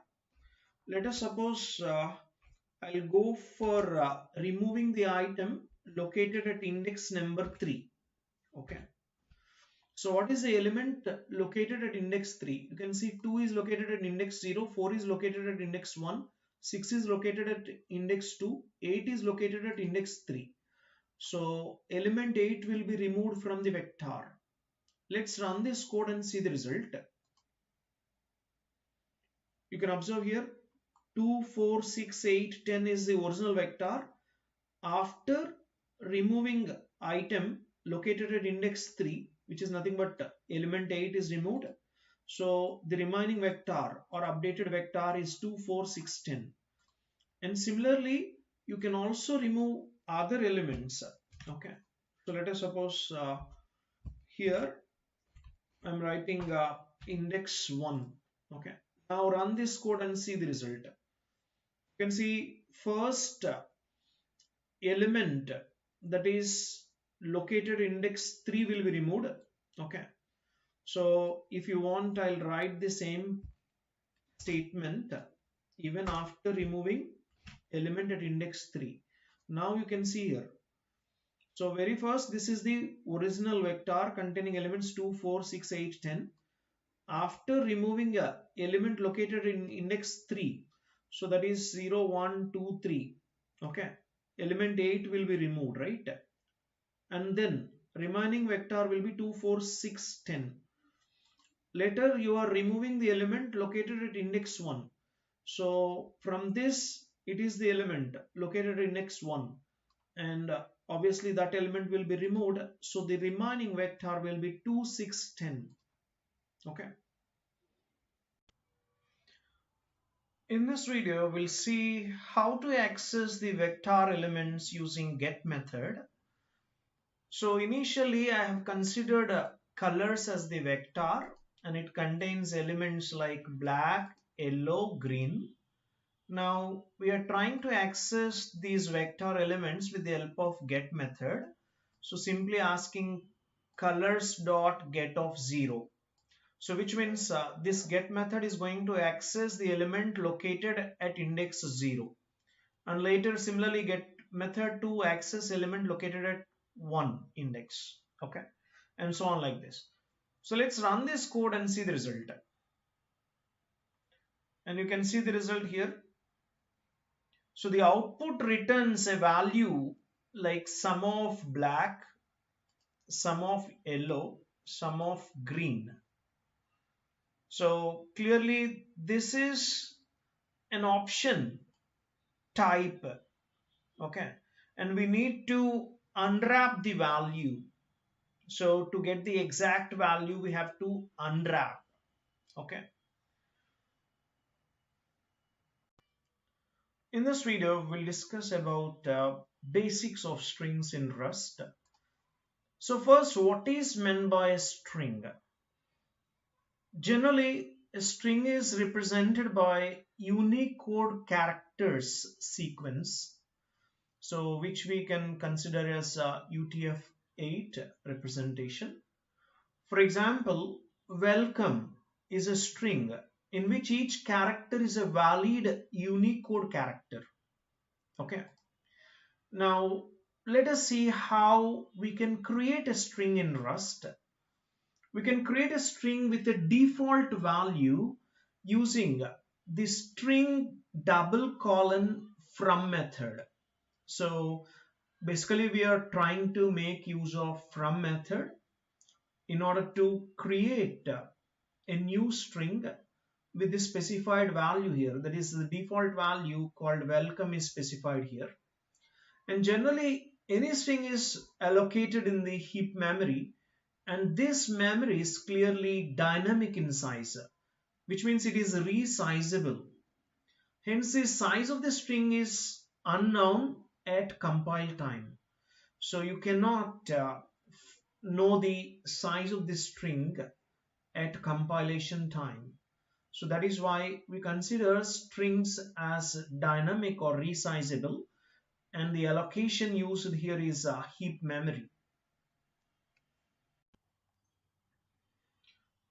In this video, we'll create a string using a default value, that is string double colon followed by from method.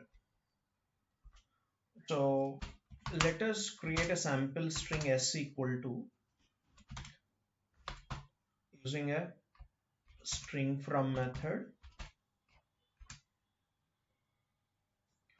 Here we have to specify the name of the string. Okay, my name is Rust. Okay, so now let us print the same string. String is, so I'm displaying the string content here. So let us run this code and see the result. And you can see the result displaying my name is Rust. Okay. Now in fact we can also create a mutable string here. Okay. So let us create a mutable string. So instead of directly taking string variable s, we have to consider using mute keyword before the name of the string. Okay.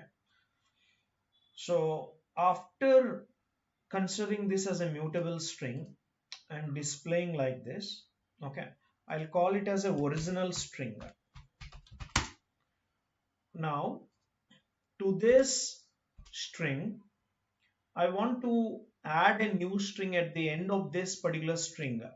Okay, so what I'll do here is using push underscore str method. So I'm going to add programming word to the existing string.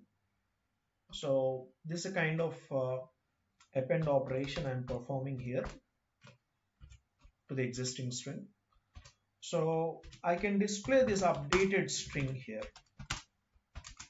Okay, since the string is mutable, you can display the updated string s here. So let's run this code and see the result. So you can see the original string is my name is Rust, and the updated string is my name is Rust programming. Okay, because we have used a new string to be added at the end of the original string, and that string is programming. Okay, like this. Now in this video, we'll discuss about how to slice a string in Rust. So this can be done easily. For example, first I have created a string s Suppose if you want to take this string as mutable, you can take, otherwise you can also consider, okay, a immutable string. And the string content is, you can see all the letters from A to Z. Okay, now let us perform string slicing.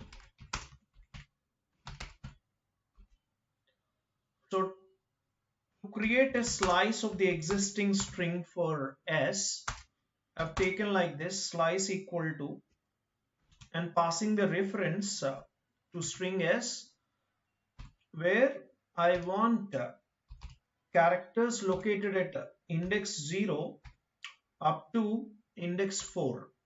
Okay, now I'm going to print both original string and also slice. So let's see here, println macro to display string content, and here is the string content S I'm displaying. After displaying S, now let us display the slice of the string.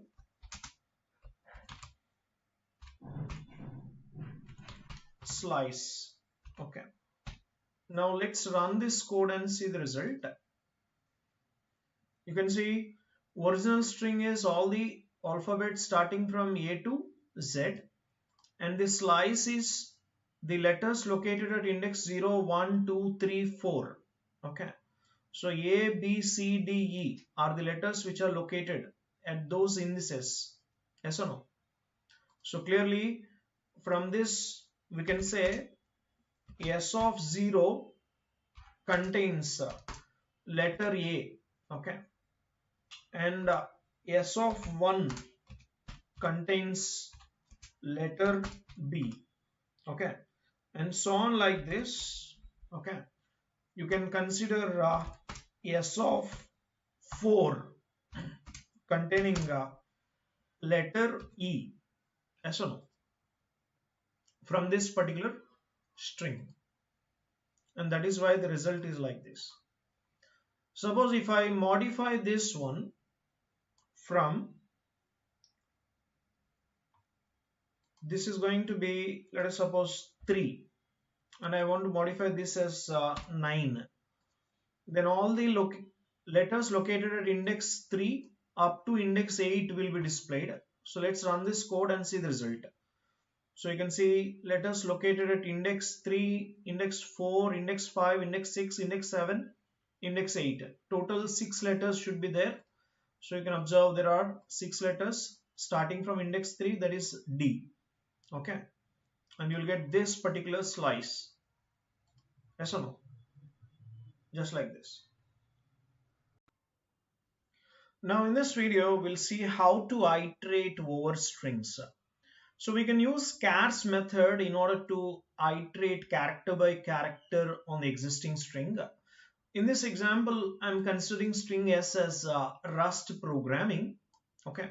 Now let us make use of chars method in order to iterate through each and every character in the string S. So let us consider for loop for char in string S dot chars method. Now in this method we can iterate by taking character by character from the existing string S. Okay, so let us display here println, okay, and display the character by character. Okay, so let's run this code and see the result. So you can see the output is clearly character by character is getting displayed. Yes or no? Just like this. So in this case, what happened? We have iterated through all the characters using chars method and printed each of this character located in the string S. Okay. Now, in fact, if you want, we can also create an empty string with help of new method, okay, in string. So let us create an empty string, okay. So I'll take a mutable variable, or like this, for example, mutable variable called word. Let us create a empty string here, okay. Using new method, you can create an empty string. So after creating an empty string, you can display the original string content. Let us suppose I'll display the content of this initially by saying original string is. So we can display the word, okay. So after displaying the word, now we can push a string here, okay. So let us suppose the string I'm going to push here is Rust coding, okay. Now we can display the updated string.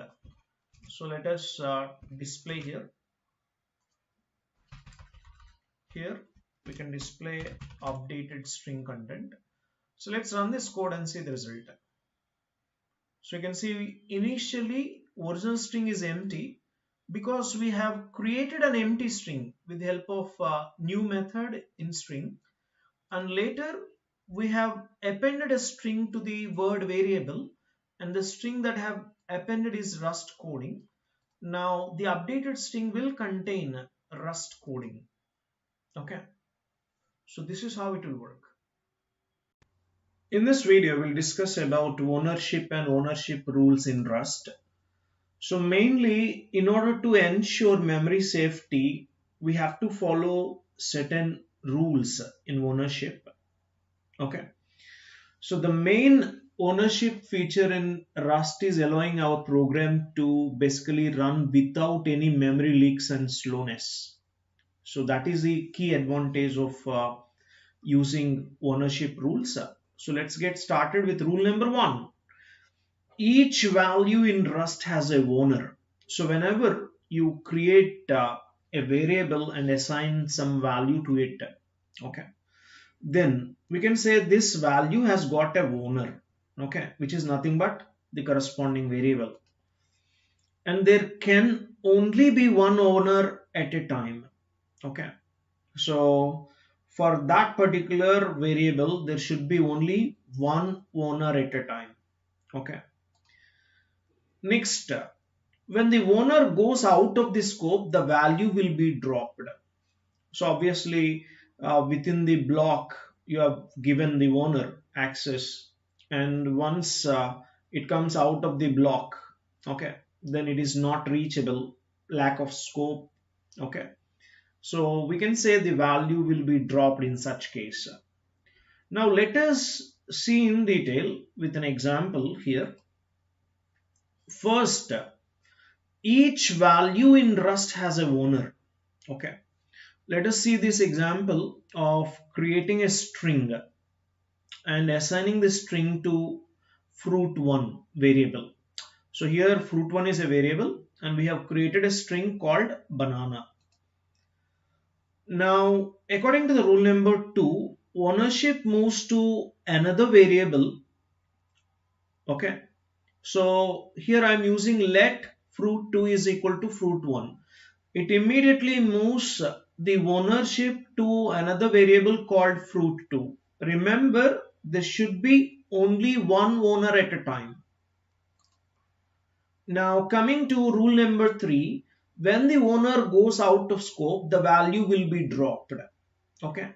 So once you assign, or once you have given ownership to another variable called fruit2, now if you try to print fruit1 content, we cannot print variable fruit1 because ownership has already moved. So that is the reason. Now let us see this example here.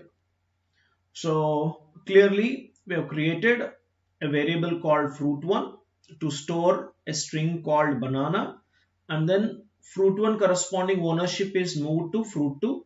Later we are printing fruit2 content. Okay. So here what will be the output? Obviously once the ownership is moved, then fruit2 will also be holding the same string which was already held with fruit1, so which is nothing but banana. So the output will be fruit2 is equal to banana. And sometimes we might not want a variable to be dropped at the end of the scope. So instead, we want to transfer the ownership of an item from one binding to another binding. Like in this example, we are trying to transfer the ownership of an item called banana, okay, to another variable, which is nothing but fruit2. From fruit1 to fruit2, we are trying to transfer the ownership in this example, okay, like this. In this video, we'll discuss about data copy in Rust. So remember, if you are considering any primitive types like integer data type or floating point type or Boolean data type, they won't follow any ownership rules. Okay. The ownership feature in Rust is going to allow us our program to run without any memory leaks and slowness, and this is not allowed, or this ownership feature is not allowed in the primitive types.